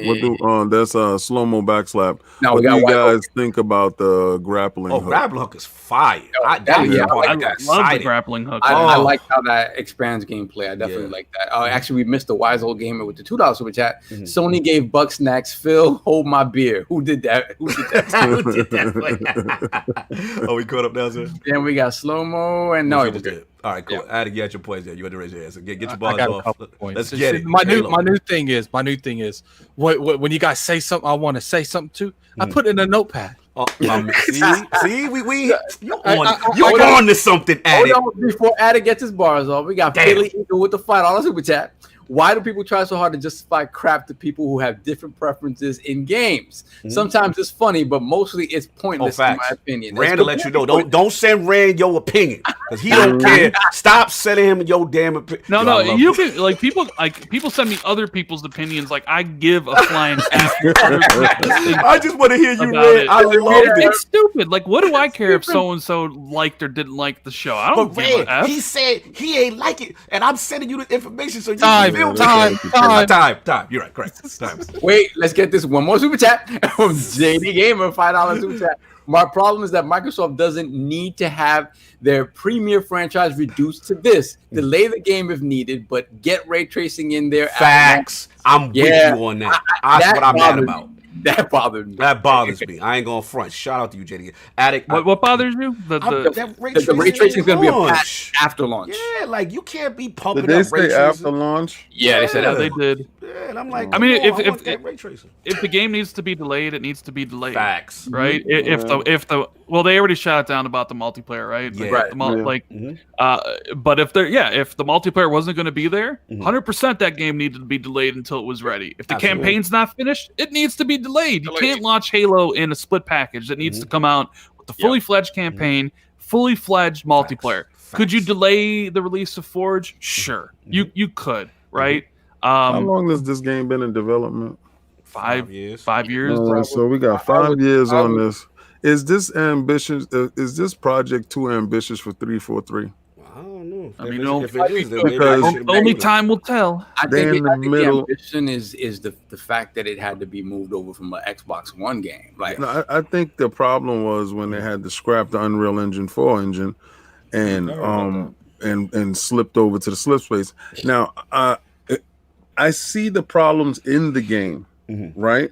And watching Digital Foundry, because I do not make games, guys. Right. I don't make games. I play games. I enjoy games. Now, when I saw Halo, I saw 60 frames per second 4K. I'm like, this is it right here. I'm all about this. Everything that was there. If you watch the show, I was all in, and I'm still all in. I did that. When I saw Craig, I thought Craig was the last dude with his face, and I said, why they just stripped all the textures off of this man's face? But then when I saw who Craig actually was, I was like, y'all dudes are wild. So, but I'm watching the game and I'm seeing the concept. Now, a lot of times is okay, they're gonna get this, they're gonna get this work. You're gonna get the work. Yeah. And as running on the dev kit, okay, you're gonna get this work. There's no ray tracing, you're gonna get this work. But I think that game was representative of an Xbox One X, and not a Series X. Okay. You understand? And I honestly believe that that's what they were pushing. Like, this is what you're gonna play, and then we're gonna wow you with the Series X stuff. Because if you don't have ray tracing, and ray tracing is a staple in the Series X, why the hell are you showing it? At the end of the correct, and at the end of the day, I gotta get at it because he's been waiting patiently. At the end of the day, my only thing is that there's that expression though. You only got one chance. You know that you don't have a second chance to make a first impression. Craig. And I don't know whose fault it is, but enough about me. Time on me. Addict, you've been waiting patiently. What do you think about this whole Halo Infinite thing, man? All right, so I do have something that I didn't get to say the last time. Please. I do want to print out a little like contradictory that I see in the community. Now, back when they said that they were going to, when people kept misquoting Phil and they were acting like they were never going to abandon the original consoles, didn't people constantly say, you know what? This is bull. I want next gen experience. Correct. I want next gen experiences. I hate that this is going on. Now, why is everyone complaining that there's next gen experiences? Because they like to complain about Xbox. I was one of those people. Selfishly, I'm getting the Series X day one. You better be making me games only on Series X. I've said that repeatedly. You have an Addict. You have as well. You guys have stood on that. Okay, I don't care about other people on the Xbox One. Addict's World for Rand. Addict's World. Thank you. Why do I care what Cognito and King want? They're not buying my games. I'm buying my games. But then I understand the decision that Microsoft is making. With what you said. It's like, I understand the decision, but Rand's selfish. Yes, as gamers inherently we are. Facts. Continue, Addict. All right, so my next point is, now let's say that this is the reason this game is textureless, and there's a lot of issues with texture. Let's just be real. Let's be 100. Like, if they did that and they downgraded the quality of what the graphics look like to make this game 60 frames, people keep saying they want 60 frame games. Would they be willing to make this? Good point. Would we sacrifice filmic and get the textures we want? If you watch Digital Foundry, the video that was up this morning, yes, it has a ton of texture. The difference with this Halo is that it uses real lighting source, right? Now, without the ray tracing, it doesn't give that speculative. I'm going by what he said. No, you're right. He said that there's an error in the lighting that they got to correct. Yeah, they Digital Foundry went in. Yeah, you're right. And he explained that it has the textures, everything is there, but the angle of the light in certain shadows is not going to come off, and it's going to come off flat. Right. No, he did say it. I'm glad he explained it, because when I saw it, I was like, oh, they're going back to the basics. And that's what I was it. Continue, Addict. All right, so that was my next one. My next one is, I was talking to this a little bit Cognito earlier yesterday. I feel like, I don't know, maybe this is just me. Like, I've never seen a company grab a meme like that and go with it. Yes. Like, I've seen it low key. The last time I've seen stuff this clowning to this degree was like Mass Effect Andromeda.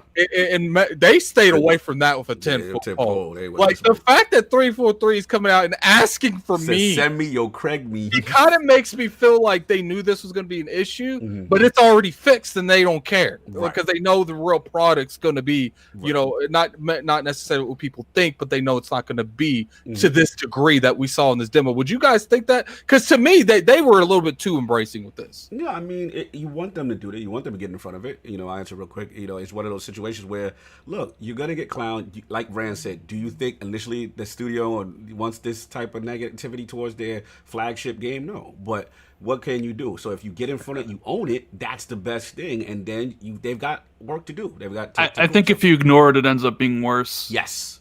Like I think they basically kind of put the fire out by embracing it and giving it a name, and like we're in on the joke instead of us laughing at. Like I think they flipped it where the original thing was everybody was like, we're laughing at Halo Infinite because of just how this character looked, but when 343 smartly were like, oh, it's that Craig and I want to learn more about him.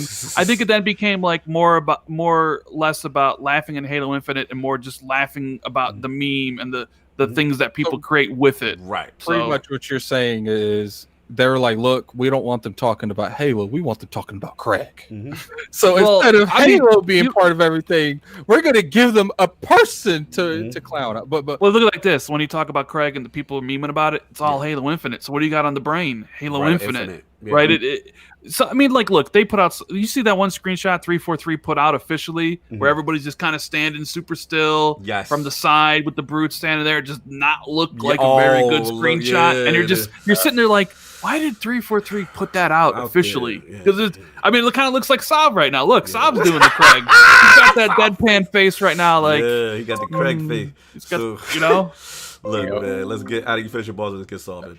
And then, you know, I only have 2 more points. Like, the thing that at the end of the day, it's like I said back in the day, you know, when we initially argued that this, like, you could scale everything, but some things just aren't scalable.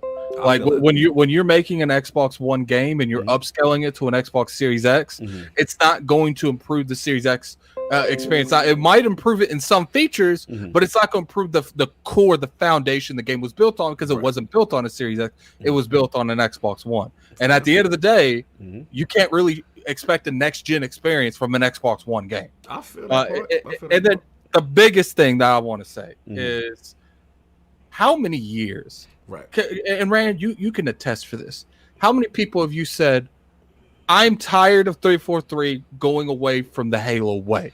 I want a Halo experience. I want combat to be the way it was. How many times have you heard that, Rand? A lot. Now, the gameplay seemed, you couldn't get more Halo-like.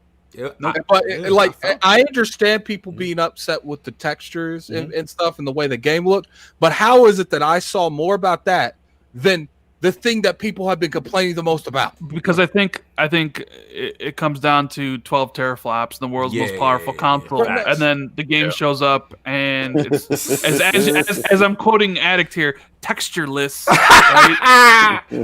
and I think that's what I think people were like, okay, blow me away, show me what you got, Series X, and what you got was Halo on the PC that was a build from apparently January. Who knows? But let me ask you, because a lot of people, here's the thing though, Rand, this is a counterpoint that I don't agree with, but I was going to put it out there. People are saying because they are disappointed and they don't like it, that because if we like the gameplay, we are damage controlling. Yeah, screw those people. We need to be not liking it and upset. Now, I'm with them on graphical fidelity, right? I'm just going to my boss is going to be quick. You know what I'm saying? I'm with them on graphical fidelity, but at the end of the day, it's like, yo, when they do it, if you're, again, a classic Halo, I come from Halo Combat Evolved. When the joint came down and I saw the ring, the vegetation, and I'm smiling ear to ear when I'm watching. If you hear us on the live reaction,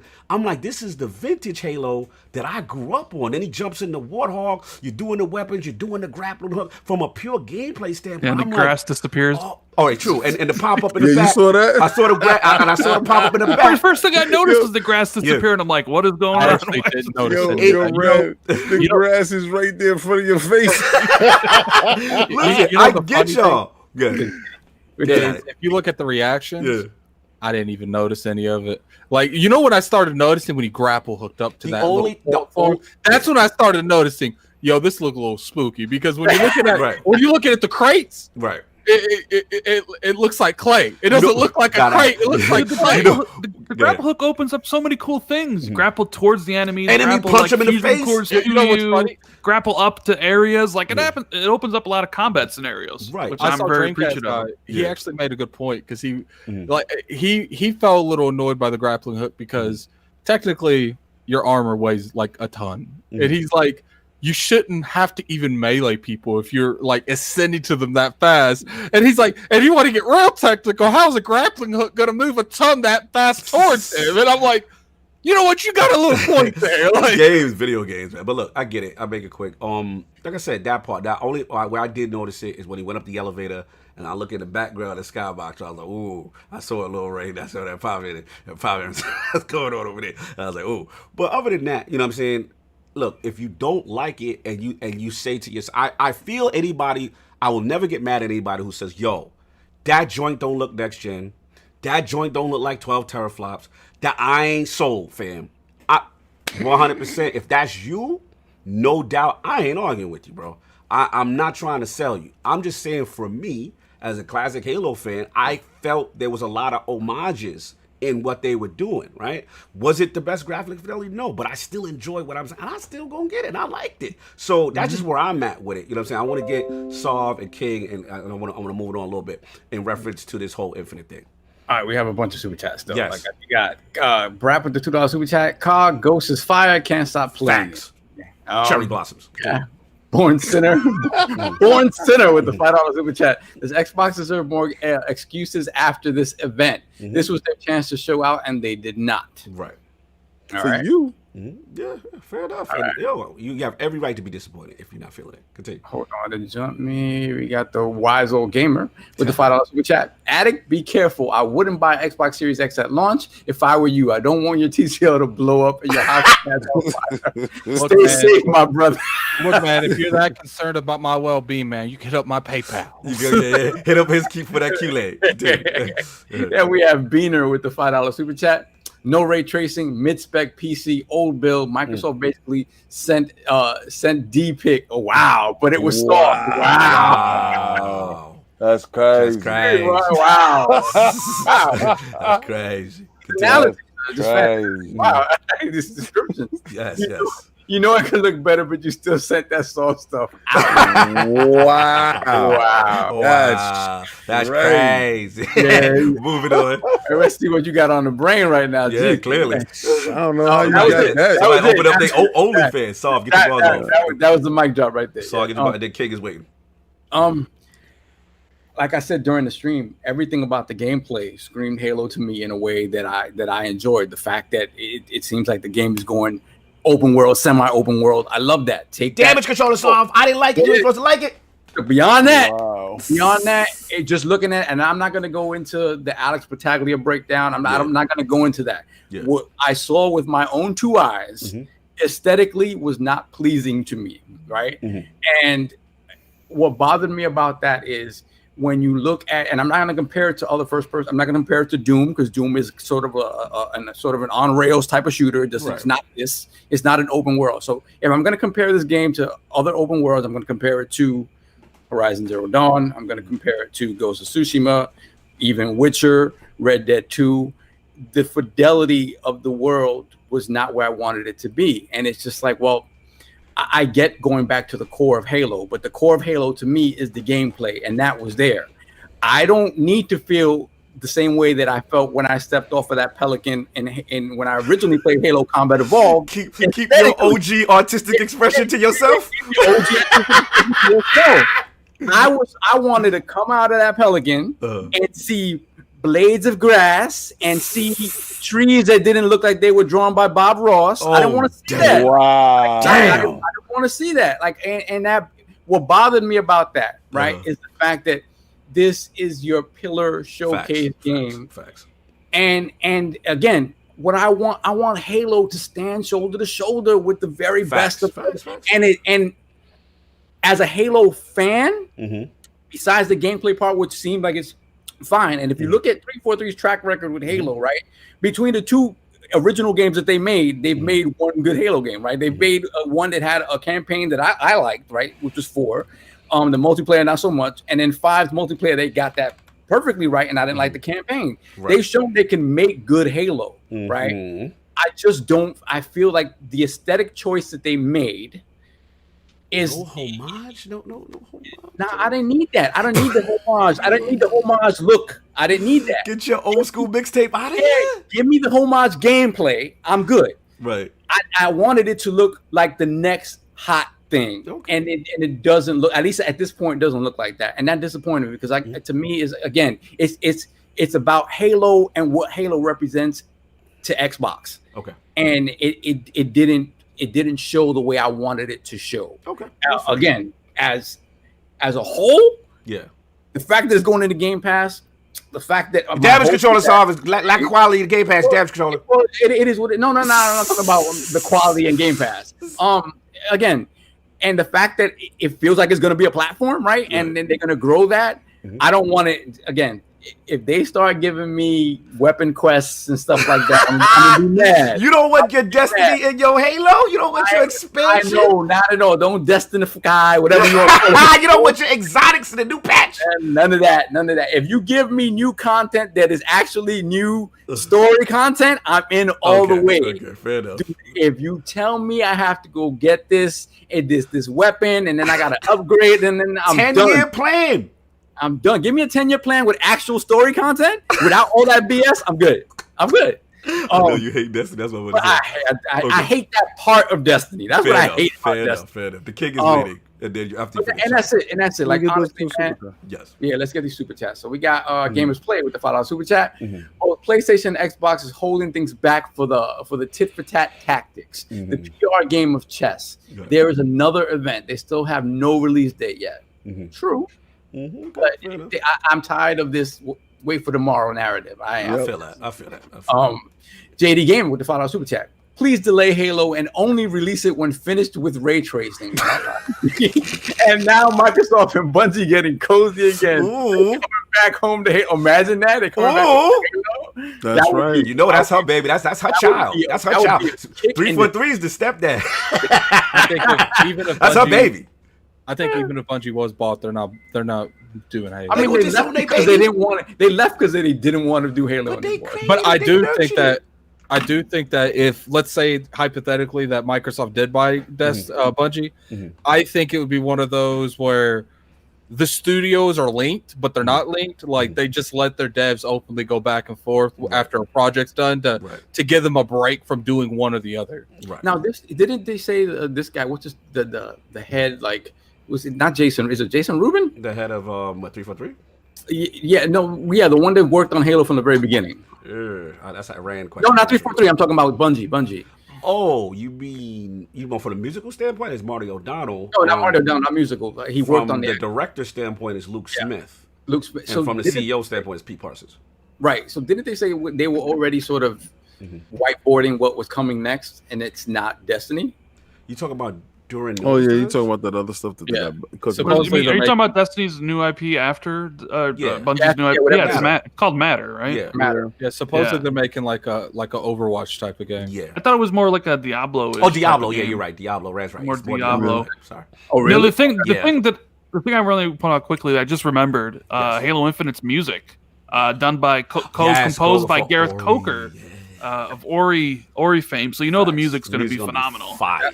And then what it was like, the music was amazing in that trailer. So, Saw you finished, then we got to Restored Hades real quick. I feel bad for a lot of these developers. This pandemic is really starting to affect everyone. Soon, a lot of games are about to get pushed back. Phil said as much. Like things further down the pipeline are probably going to get delayed. We got the wise old gamer with the $5 super chat. Phil recommends players smoke blades of grass before they can see Halo's blades of grass. Wow. Who did that for you? Wow. Then we have Cat Daddy with the $5 super chat. In the words of King, Bungie wants that old thing back. Great show, fellas. Thanks, though. Let's I want to send out my condolences to Cat Daddy Fast X grandfather. Sorry, brother. as soon as I just saw you pop up right there. Popped up. We bend the knee, brother. We know you're going. The fact that you even here, we know it's going. Rest in peace, man. Rest in peace. Yes. That was that situation. Yeah. I always hate to hear stuff like that. Yeah, man. He's a good dude, man. So condolences to the family. We all caught up on Super Chats off? Yeah, we're all caught up. Okay. King, I know you're ready. Okay. Well, that Halo was a fire Xbox One X game. Salute the King for standing tall. I love that framing. I love that framing. Graphics on that One X game is bonkers. Yo, did you see the draw distance? Yo, the Xbox One, X, that Xbox One X is firing on all cylinders, my man. Like, I'm not even gonna lie. When I saw it, I was like, "Yo, this Xbox One X is crazy. This is they really doing it. This is the potential." Because a lot of times, dudes is like, "Yo, when is y'all say y'all got the most powerful console, but y'all never using the potential." Well, you saw it. You saw Xbox One X, not Series X, in full effect, because Series X got ray tracing and got a whole bunch of other stuff going on. So I actually believe that was representative of what those dudes because remember, he was telling y'all didn't have to upgrade, and this is a Game Pass show. So this is for you guys. One X. Get this. This is you. So this is what you're gonna see. That little pop in that you saw, One X. Did he announce it was a Game Pass show prior to the show, sir? Well, I like it. I like it. I like everything about it. I love King. You can't box him in. He refuses, son. He refuses. I'm on my ones and twos. I feel that, brother. I love everything about this because you dudes that have the Xbox One X, right? Myself included. Yes. If I choose not to upgrade, well, I will upgrade regardless. But if I choose and you choose not to, what you saw is representative of what you will get. All right. And that's exactly it. Now, did they put themselves in a position where speculation can happen? Or how come I'm not seeing the power of the Series X? Yeah, I don't see a reason for me to upgrade and go forward. Well, he told you you didn't have to. He told you literally, if you saw nothing there, we got Game Pass, get loose. This whole time, everything that you saw is in Game Pass, get loose. If you get a Series X, you can play the medium. You can do all this stuff date and date. You are covered, right? And that's a good way to do it. But I honestly believe that game is indicative of an Xbox One X, and nobody wants to come out and say it. I feel that. And it looked like an Xbox One X game. And I just want to say, yes, Halo going to the base, right? Halo Infinite going to the base. Forza Motorsport going to the base. I believe that you're going to get a Gears game that's going to go to the base. And I believe these games is going to be the pillar that's inside Game Pass. Those 10-year games that they're going to be adding stuff to, that you will be able to play different campaign stuff. Building in it, and it's going to grow with you. And then the same studios will be allowed to do Gears Tactics, Forza Horizon, and whatever Halo's other project like Halo Wars and other stuff like that. And those are the side projects that will expand from that. So when we see this game and we're frustrated with the lack of textures or whatever, understand that I honestly believe that this was the Xbox One X game. Well, in a sense, like Ryan said, what you're saying is correct. It was initially designed for the Xbox One, but to the people, can we bend? We might have to. Can we bend the knee to the design lords? The design lords were saying this. They was like, when you. Yeah, and that's another thing, right? With that argument where the scalability, the argument about scalability is kind of thrown out the window with this. Like, no, it's not, because it wasn't on no X. It wasn't on no Series X. It was on a regular X. So you saw what you won't get with the X. Now, when you saw a Series X, you're going to see scalability. You're going to be, oh, word. I see the difference, my man. I see the ray tracing all around it. You got it all. It's all sparkly and stuff. Yo, that's what I was looking for. It's no popping. You see how fast this stuff is? And you're going to see that representative of that. Now, watch when y'all get it. Y'all going to be like, yo, this dude was right. They had the other X. They switches the X. Y'all got your X is wrong. That's all that is. got the X's wrong. That's all. Yo, it's my bad. Chat, the alarms is me. I apologize. Those notifications are me. My Instagram's popping. I'm sorry. I will get that fixed for next show. Didn't realize y'all heard that. Thank y'all for telling me. Sorry. Get super chats off, and then we gotta move on. Eric Jackson with the $5 super chat. We had Halo anniversary CE. Why are we reimagining? Yes, I agree. Also, why do enemies move exactly the same, and why are there less enemies on screen than in Halo 5? Well, the open world nature is different, right? I get that. Regular X. But there's another thing that I forgot to mention during my bit is the animations for certain things. Like when I threw when they threw the grenade on the brute that flew up out of the and the grenade blew his face up. There was no reaction. He just there was no physics reaction. He just fell forward. Right. But I like the part when the brute was running, when Craig was running, and he shot him in the leg, and then he slowed him forward. Yeah, I like that. Forward, and then he just fell forward flat. And that was it. So there's parts where it looked like it had more than what it showed, and then there was other parts where there was just no reaction. And I'm like, wait a minute, he just took a grenade to the face. Like, why are you not falling backwards? Why are you not? It's things like that. Yo, when y'all saw Halo, you know how when y'all go to a restaurant and it says "Pardon our construction." Yo. It says, you need to sign. It's open for business. Pardon, we working over here. You working over here? So, pardon. Nah, he's more like he's a handsome. He's not that handsome, but he's got a good personality. Personality. That's what that was. That's exactly what that was. We gonna do him like that. Yeah. That's Craig is like, yo, he's not a looker. He's not a looker. He's a good dude though. Once the strobe lights come on. Yeah, exactly. That's the late night. You have a couple of drinks and it's lit. And no, Cat Data is not my Tinder popping, so stop it. It's Instagram. I apologize. Addict. Your cat is killing me right now. Before we get to super chat, Addict's holding on to this thought, then we get to super chats. Get Addict. All right. I completely forgot. Sorry about that. I should have been quicker on that. Super chat. Yeah, super chat. Simon Break with the £5 super chat. Phil Spencer actually said that they have another event probably in August. During his interview with El Justine, Love King giving TCL that TLC. Salute.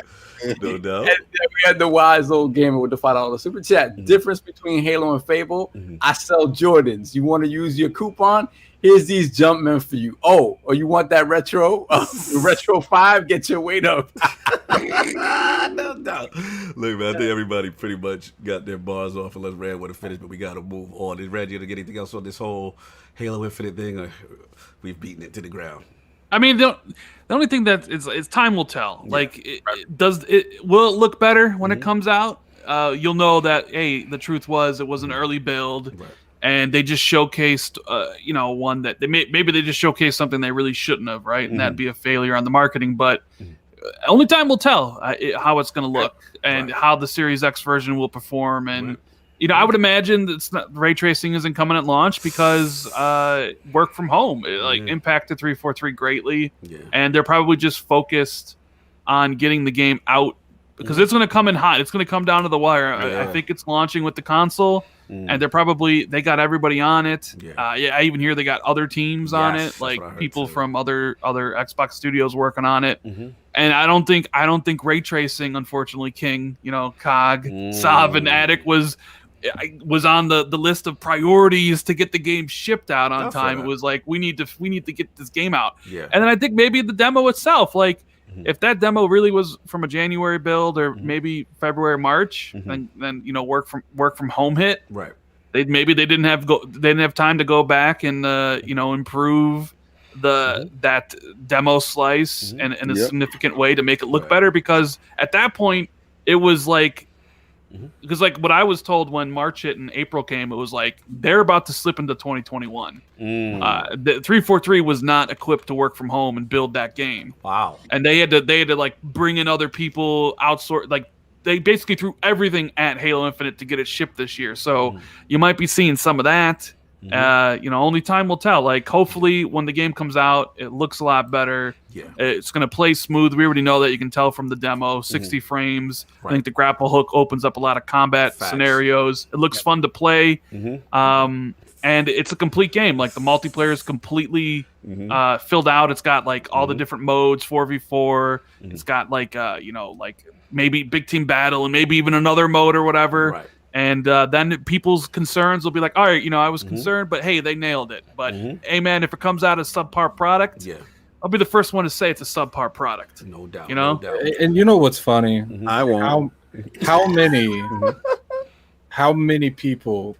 Because like I brought up on another podcast at the beginning of of this week.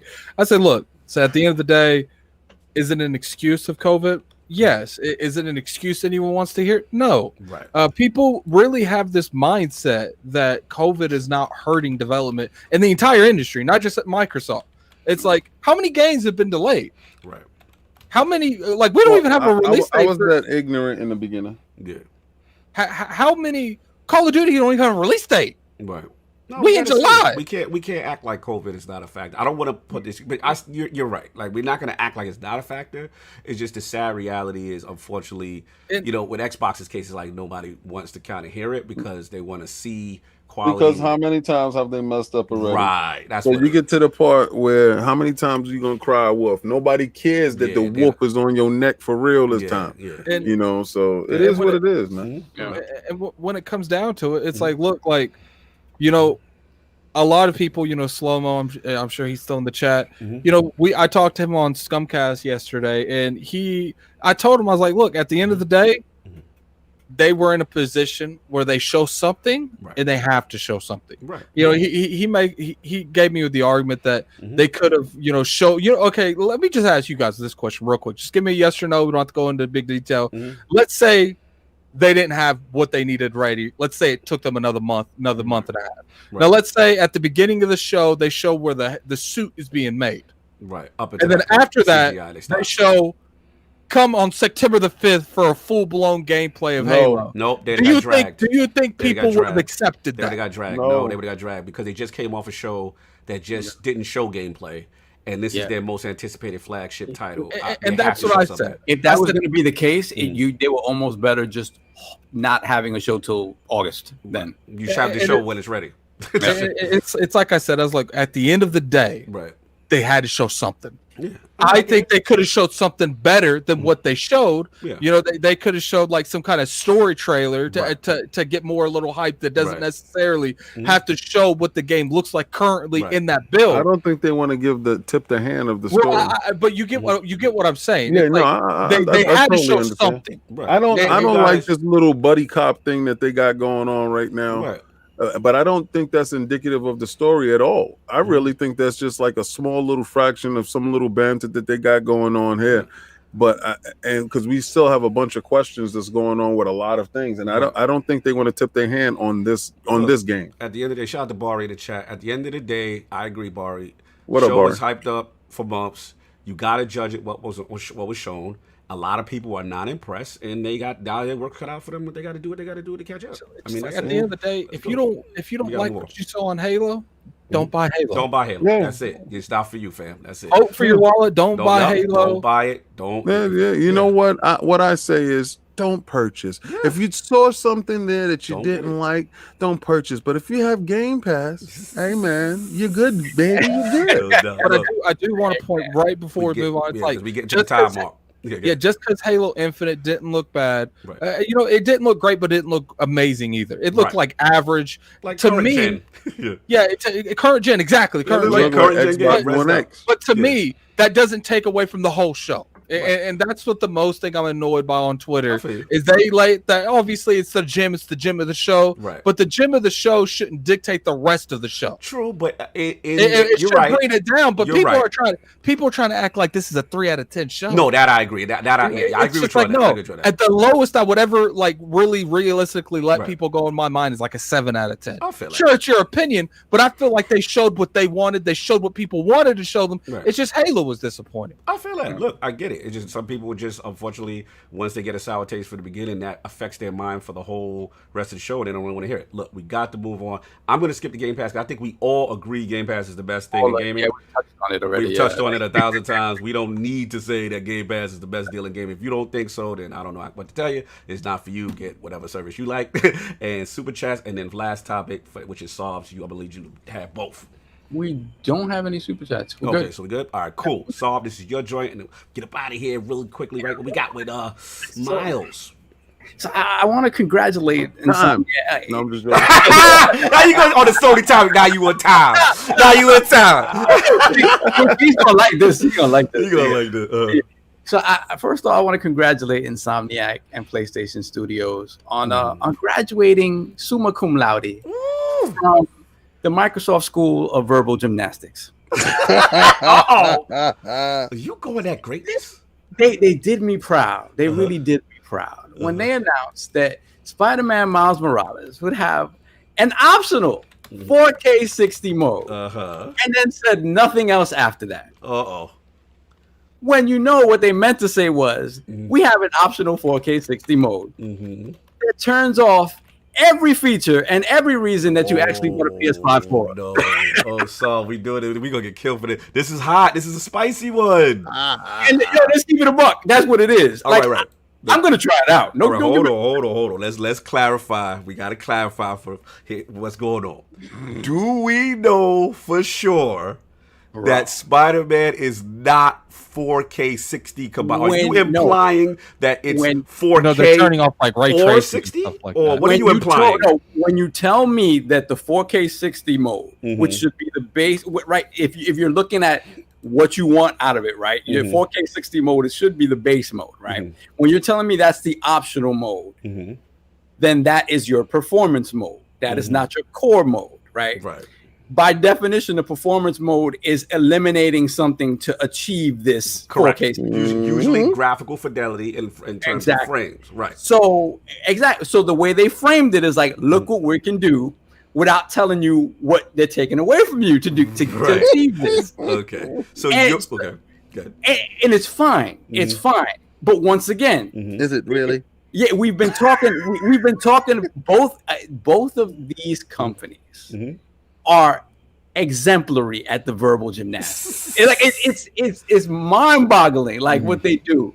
And to me, it's just like, look, it's great. I wanted to see Spider-Man at 60 frames per second. That's something Get your wish. I'm gonna get my wish. I don't know if I'm gonna be happy when I turn it back to the 30 frames per second in the ray tracing, whatever the heck it is. So wait, are we confirming that ray tracing is not? You know they turning it. There's no way. There's no way.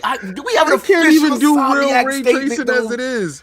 I mean, to be honest, Listen, if they knew it was gonna be able to do it, they would have said it. To be honest with you, Cognito, like if that was in there, then why didn't they just come out openly at the beginning and have the 60 frames? Like clearly something said we hate it. Clearly something. It's just the truth. But they both do it. Like they both do it. Ain't nobody hating. It's just the truth. Clearly something when they were making that gameplay that was shown for their event, something made it 30 frames. Like, and it's like I want to ask you guys: do you think that this mode was a direct response for the amount of backlash they got for not being? Oh yeah, no. They said turn off the lights. Absolutely not. This is a hot one, Rand. Let's go. This is obviously something they were planning from the get-go. It's not just a mode they just put in there because a few people were complaining on Twitter about it. It wasn't two people. It wasn't two people. I said a few people. It wasn't a few people. It was a lot. Yeah, but to me, I just think it was just a mode that was always planned, and they have a marketing strategy about how they're doling out information about the game, and it was just time to be like, hey, it's 4K 60, whatever. Like, is it 4K and 60? Is it dynamic 4K and 60? Is it like what doesn't really matter? All I care 60 frames, that's all baby. I don't care. Let me ask you. It can be. It could have ray tracing disabled, whatever. I don't care. Like, give me the 60 frames. Doesn't matter to me. Like, whatever. Whatever it takes to get to that point. Facts. Whatever compromises you have to do. I'll be playing 60 frames. I'll be playing frame Spider-Man. Hey, I'll be playing. Look, my my OLED also does 120 hertz too. I'm going to utilize the refresh rate on my TV as well. You know, to me, he's going to use it with he's going to use everything he can to get that up there. Hell yeah. Good Addict. To you, what Addict? To me, I'm just let me pause my music. Okay. To me, when it comes to exactly what went down, it's not that people asked them about the 30 frames. That's not the only thing people were asking them back then. People asked them. There was a lot of miscommunication that they verbally confirmed. Right. But 30 frame was never it because it wasn't on the table. Right. I firmly believe that because when it first came out, people was like, "Is this a sequel? What is this?" They said, "No, this is a DLC." It's what the what's his name said. He was wrong. And then they confirmed that it's not the real game. It's a standalone. Then they confirmed the comparison to what it's compared to. But you mean to tell me they confirmed all that? They answered everyone's question, but no one answered the question when it came to the 30 frames thing. Like, I think what happened is they got all that, and they're like, "Look, can we realistically put a performance mode in this before launch?" And they're like, "You think Twitter has something to do with their effect?" I think that if we're not acting like they didn't get attacked a little bit. Digital Foundry, you meaning to tell me that people like IGN was writing that it was 30 frames? People like GameSpot was writing it's 30 frames. Digital Foundry was destroying them that it's 30 frames. Right. But all this misinformation's going on, and Insomniac and PR's like, we're gonna let that slide. We're gonna let that slide. We're gonna let that slide. The only thing I agree with you is this: if they knew it was 60 frames per second, right, and they knew what the engine was doing, the only thing I will give you is that it is on them to jump in front of Digital Foundry and any media outlet who is putting out misinformation on the performance of the game. I will 100% agree with you on that part. Where I side with Rand, though, is that I don't think they necessarily did it a reaction to Twitter, but it's either the worst marketing team you've ever seen who doesn't jump in front of stuff and tell you what it is. That's all it is. And to your point, Addict, the only issue I have is gamers can't get mad at us for asking, what does the game run at? What is the length of the game? Is it an expansion? Is it a full-fledged game? Because the issue I have is I didn't think those were bad questions, but I got attacked on Twitter for saying I want to know what it is, because the vibe I initially thought was this was an expansion DLC with Miles Morales in the game, for this couple of story missions or whatever it is. I did come to find out there's only 5 or 10 hour plays, but we ain't gonna get into that. But about the hours of play. But I wanted to know, and I felt it's imperative on them to tell us. You just showed it. It looked phenomenal at the Sony show. I'm interested. Tell me what it is. Is it a full-fledged Sony, game? Why doesn't it have Spider-Man 2, Miles Morales? Like, it's verbiage. So this is marketing. And then when the vice president comes out and says, yes, it's an expansion. Yes, it's only a couple of hours. Twitter can't get mad at us for repeating what he said, and then that guy had to get corrected. That's all I'm trying to say. Like, it is bad messaging. It is bad marketing. Let's just call it what it is. We just dragged Microsoft. Listen, there's nothing wrong with asking questions and demanding from your favorite. Just because it's your favorite, they are not absolved from questioning. You didn't hear the memo? Oh yeah, clearly. It's only right to ask Xbox for demands. You can't ask PlayStation because then you're asking too much. You're not letting the developers. They got cachet, remember? I'm still asking Switch for voice chat. Well, at the end of the day, all I'm saying is what I can see. Right. What I saw is them come out openly on every other corner when it comes to miscommunication, but that one they just let slide. Right. Jay Barr, he said there's 2 blog articles on the video explaining the game. The problem is the vice president initially said otherwise, and everybody just repeated what they said. Same like Digital Foundry initially said 30 frames per second. Everybody just repeating what the media outlets said. So it's on Insomniac to get in front of that and tell people. How does the vice president not know what the game's running at? You know what I'm saying? Like, that's on them. That's interdepartmental stuff that they got to clean up. We can't damage control it just because it's our favorite. That's all I'm saying. Look at some of Aaron Greenberg's stuff that was going on in Major Nelson when they were doing these interviews. Right. When someone asked them a question like that, they said, I'm currently not up to date with what's going on over there. Let me reach out and then I'll get back to you. That's what they said. Like, to me, it's like I said, I can only go off what they told me. And guess what? The Sony didn't tell me shit. That's it. So, that's all I can say. That's all I can say. Get us out of here, man. And then it's Super Chess. You already know what I said. That is DLC. So they can sit there and say whatever they want to say. That performance mode, be it there, be it not. I don't care. What did it take off? Take off the ray tracing. Take off the reason why you showed up. So, do you really need it, though? Are you picking it up, sir? Oh, I'm picking up a PlayStation. Thanks. I'm picking up a PlayStation just so I can style on them. Like, yo, really, I don't even want one, really, because I didn't see anything from their show that made me say, oh, I'm going to get it, because it was really nothing there except for a DLC for Spider-Man. No, you can say I'm frauding all you like. I don't care.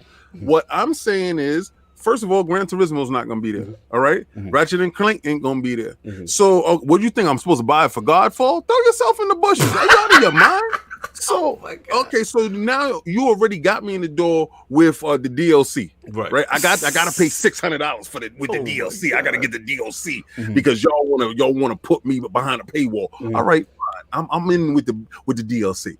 I'm gonna do my little 8 hours, and I'm just doing it to style on you because I know a lot of you dudes that be out here capping for Sony. Oh, Sony this and Sony that. You won't have it this holiday season. I'm gonna have it this holiday season just to spite you. Why does he say like that? This holiday season. Damn. He's a commercial. Like first they can't afford the Game Pass sub. Now they can't afford we know them. What? They just talking? You know why? We used to hang out in game stores all the time. And the only people that was inside the game stores that was purchasing was us. So these are the dudes that's like, yo, when I get that check, that's what you saying, kid? It was a lot of dudes that was in there that was just hanging around, having a bunch of opinions and not purchasing anything. And that is true. We used to go in, get what we needed, and we went out. And the dude that hang at GameStop all the time. Yo, he right? He ain't lying. You ordered something. I do want to point out something real quick I saw in the chat. Yes. T. Harris said, did they get in front of the puddle gate? They let that game do the talking. According to Digital Foundry, I guess it wasn't a downgrade. It was an artistic change. So, they didn't get in front of it because they knew that was true. They knew everything was true about Puddlegate. I'm sorry, everyone in this chat that's like Puddlegate didn't exist. Puddlegate definitely existed. And Digital Foundry said it wasn't a quote-unquote downgrade. It was artistic change. So, it is what it is. Digital Foundry, everyone wants to listen to Digital Foundry until it's not their narrative. Then no one wants to listen to Digital Foundry. You gotta get your listen. We at the time mark. This is the mark. We've made it. Yeah. All right. So super chat us out of here, so. Philly Eagle with the $5 super chat. Here's some IP shields because I love games. I play games and couldn't care less who makes them. No doubt. And we have Rap with the $20 super chat. We already know that definitive version of Halo Infinite will be on the PC. 30 series, baby. Woo! Nobody cares that you play on PC, Brap. So does millions of other people. Brap, we don't care. Are we talking about nobody cares, bro? Are we talking about the PlayStation bangers you play too? You want to talk about that? Oh, stop it. Leave Brap alone. As long as you in that ecosystem, sit down and put your feet up. Brap got everything. It's cool. What's up? Then we have gamers play. Popping his head out the hole because Craig is out here. We have gamers play with the $5 super chat. Actually, Miles Morales is 4K or 60, not both. See, I need confirmation. Oh, yeah. Remember that it's 1440p. That's what they see. They got. I don't. We need to know. That game is 1440p, 30 frames per second with ray tracing. Obviously, now, it's true. They ain't saying all of that. Your game is 10. Look, Twitter is saying 4K 60 combined, so it's gonna be interesting when we get Digital Foundry get a hold of it. Hopes and dreams of people that ain't purchasing. Continue. Then we have Doran Edwards with the $2 super chat. Neither Xbox or PlayStation will show a next-gen experience until 2021. Okay. Facts. Okay. What else? And we have Mariano Pompa. No, we got jumped. Yeah, we got jumped. Second, we got a $5 super chat from One Bad Mother. IOP has been perfect medicine for a bad case of resting brute face. We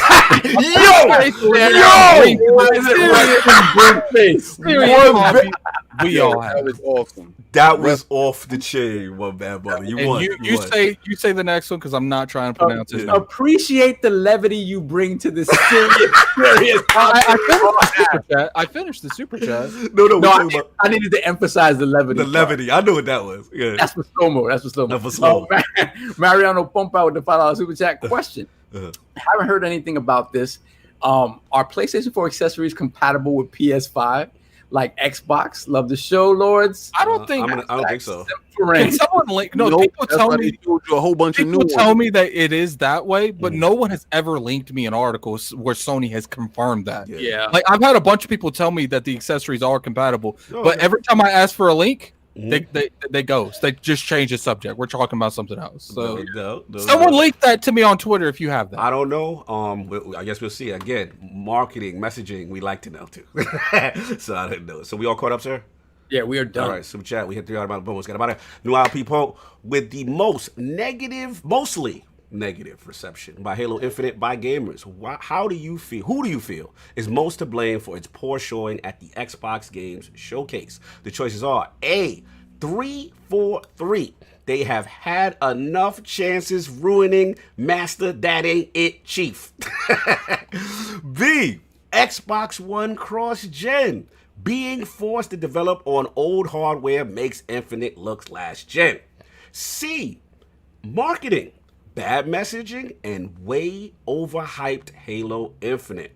Or D, Craig the Grunt. Y'all need to stop bullying my mans and leave him alone. Shout out to all the people in the chat. Shout out to RandAlThor, the man with the million. Been so long to have him back. It's always an absolute pleasure, brother. And real quick, we got 327 people. Hit that like button if you guys don't mind before we exit the show. I love it, man. Rand, it was a pleasure, man. As always, man. I love you in the round, man. Where can the fine people find you? What you got going on, sir? It was great. It was great being back on the show. It's always a fun time with you guys. Thank you for not making it 4 hours. We went from 4 to 3. It's an improvement, Rand. Thank you, man. Thank you. Yeah, if you want to, check out more content, YouTube channel, youtube.com/RandAlThor19. Podcast, YouTube videos, all that good stuff. It'll be interesting to see what's going to be happening soon. Sony's got a state of play coming up soon. Here they might announce a new launch title that. Yeah, that's what I heard. August show, right? What it could be, But Xbox going to show them stuff in August. Maybe King will get that demonstration of just those 12 teraflops finally. Maybe the announcement of Lockhart. Are we going to react to that state of play? Potential Perfect Dark reveal ish. Perfect Dark ish. Rand, aren't you in the same chats that I'm in? No, actually, I don't think I am. But I don't say nothing, so I'll be in the background. I'm like that. Nobody invite. I'm not in a lot of group DMs. I'm in 2, but none with you, unfortunately. Yeah. But yeah, it was great being on here. Always, hit the like button on your way out, guys. Appreciate it, man. Make sure you subscribe to these great gentlemen. One of the best podcasts out here on YouTube. Thank you, brother. Coming from they you. lit us up. We got 16 hates today. Yeah, they means a lot coming from you, brother. Those are all those TCL lovers. Oh, like red flexing. Don't attack my peoples like that. It really ramped up when they realized they wasn't getting it this holiday season. Oh my God! Salute to Red, salute to Jez, man. Again, Xbox 2 is a stellar. I mean, you guys are regular listen for me. Probably one of my favorites, and it's always good to have you guys in. I know you're making your world tour, so I don't try to abuse my Rand powers, but it's always good when Rand comes down from having tomorrow. Got another podcast. Everybody just came at me. It was just like, we need you. I'm like, oh my God, crazy! All these podcasts I got to do this week, bro. You bring great perspective, and we love what you do. So continue doing that, brother, man. Much love for the RandAlThor. And play more Pokemon. Play more Pokemon. Play more Destiny. Game Pass. Me and you, we in, baby. Woo! If I can see his face right now, it's pure disgust with me, and I love it. I want some hashtag TCL gang in the chat. That's what shout out to Attic, man. Salute, with that. The young wolf in there being nice today. I saw what you're doing. Thank you for the improvement on certain things. I really respect you. Great perspective as always. Where can people find you? Got your videos out here moving, bro. So where can people find what you got going on? You can find me on Twitter at LordAddictILP. You can find me on YouTube at Gaming Addict. I'm gonna probably have a video out tomorrow about my thoughts on Halo Infinite. Nice. I literally did like 2 hours of research last night on stuff. I'm definitely most of that's not gonna be on the video, but we won't go into that. But you can definitely find me next week. Having my mic muted. I appreciate you, brother. And I do want to ask the question: are we going to react to that or not? Reacting to what? Sony? To the state of play thing. Oh yeah. If they bust their shot, we got to see what's going on. And you can find me reacting to that laughing. So no doubt. And shout out to Brad with the $2 super chat. According to Insomniac, performance is 60 frames per second at 4K. Yeah, that's what we want to see. We love to see it. They don't do it. Oh my god. I can't use on fire today. Lord's we can't blame them, man. We can't take devs words, man. Microsoft say it's gonna be better. We can't take those words. We gotta see the game, we gotta see first. Anyway, listen, shout out to Insomniac, man. We get in that game regardless. But Saul, where can the 5 people find you? We made 3 hours. Come on, man. You gotta be proud of me a little bit. A big shout out to Rand for coming through. Always a pleasure to have him. Yes. You can find me. I'm about to head out to work. That's what I'm gonna do. Playing Ghost of Tsushima, playing Carrion. Carrion is absolutely fantastic. If you have not played that game, play Carrion. It is hilarious. Mm-hmm. It is such a power trip. It's not even funny. Mm-hmm. So play that. No doubt. You already know. And the king of Game Pass himself. Shut your TCL mouth, Lord. What's going on, sir? We're gonna find what you got. Oh man, Rand. Oh, you know what I love? Because if you listen to Rand talk, he be going at you. Yes. You just don't be knowing. So it's only, and I tell you, it's only 3 content creators that I watch. And okay, I'm not saying podcasts. I'm talking about content creators that I watch because these guys are wizards with what they do. And they're my powerful 3, like my Infinity Stones. So it's Rand, it's Dylan, and it's not in any order. But I'm telling you, I'll be telling Rand. Sometimes I just slide in his DM. I'm like, you hitting it out the park, baby. I'm like, you're on fire, baby. And or whatever. So I do appreciate you, and I do appreciate you coming on. Thank you so much, brother. Always bring that balanced perspective, and I love the fact that you had that OLED. That's what it is. Need that OLED. Thanks for the kind words, brother. Yes, always fantastic. Guys, go check out KOS. Sometime I was just like hitting all the boosts because this week we were doing reaction shows. We was going on shows. We was doing all this stuff. I didn't get a chance to promo anything. And I just promoted that stuff. Now, please go to lordsofgaming.net to make sure that you can get all the up-to-date information on anything that you do see or don't know yet. We got it there. Also, make sure you go and watch The Last Word with LordCognito and Ibantes. They are having some of the best Destiny players, streamers, superior content creators. They have one person that 2-mans a raid. Yes, that was outstanding. When I was watching that stuff. It's always a beast. Cog was in rare form because of the Xbox Showcase and Destiny. So I'm recruiting. I just need Solve and Rand, and I'm good. Hell no. Game pay, no excuse. We only got like 6 minutes. Okay. Anything else, sir? All right, good. You already know it. If being cognito, again, Rand in the building is always a pleasure. We try to get him more. I know he's a popular man, but we won't wait a year or whatever, how long we be waiting to get him just for Xbox big shows and stuff. But we'll get Rand more. But yeah, salute to the chat. Y'all was love. Yeah, it was love, man. Mad fun. That's pretty much all I got. We got our announcements. We got the super chats. Everything is good on that end.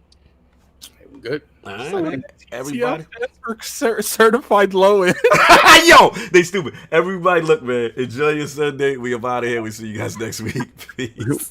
Hi, I'm Lord King David of Iron Lords Podcast, and we're bringing to you an exciting new giveaway. This giveaway is like none other. We'll be giving away an Xbox Series X. That's right, you heard me right. The brand new console launching from Microsoft this year. Well, this is how you're able to be part of that giveaway. There's 2 ways to get your name thrown in the hat for the raffle. 1, become a member of the realm. That's hit that join button, hit that join button. You hit that join button down at the bottom and you can become a member. And also, another way is by becoming a Patreon member, so you can be part of the realm as well. Now, this is brought to you by Cat Daddy Fat Stacks, a member and Lord of the Realm, a very generous person that's in our community. And this community is beautiful. So remember, you can have 1 entry by hitting that join button and becoming a member of the realm. And also, you can have another entry by being a Patreon. Now, you said, King, what if I'm a member of both? Well, your name gets thrown in the hat 2 times. So please, like, follow, and subscribe. Join, or become a Patreon member, or become both. And your name is in the hat to get that Xbox Series X. That's the Who Did That For You sweepstakes. This is wonderful. This is something that I'm sure that you will enjoy. Oh man,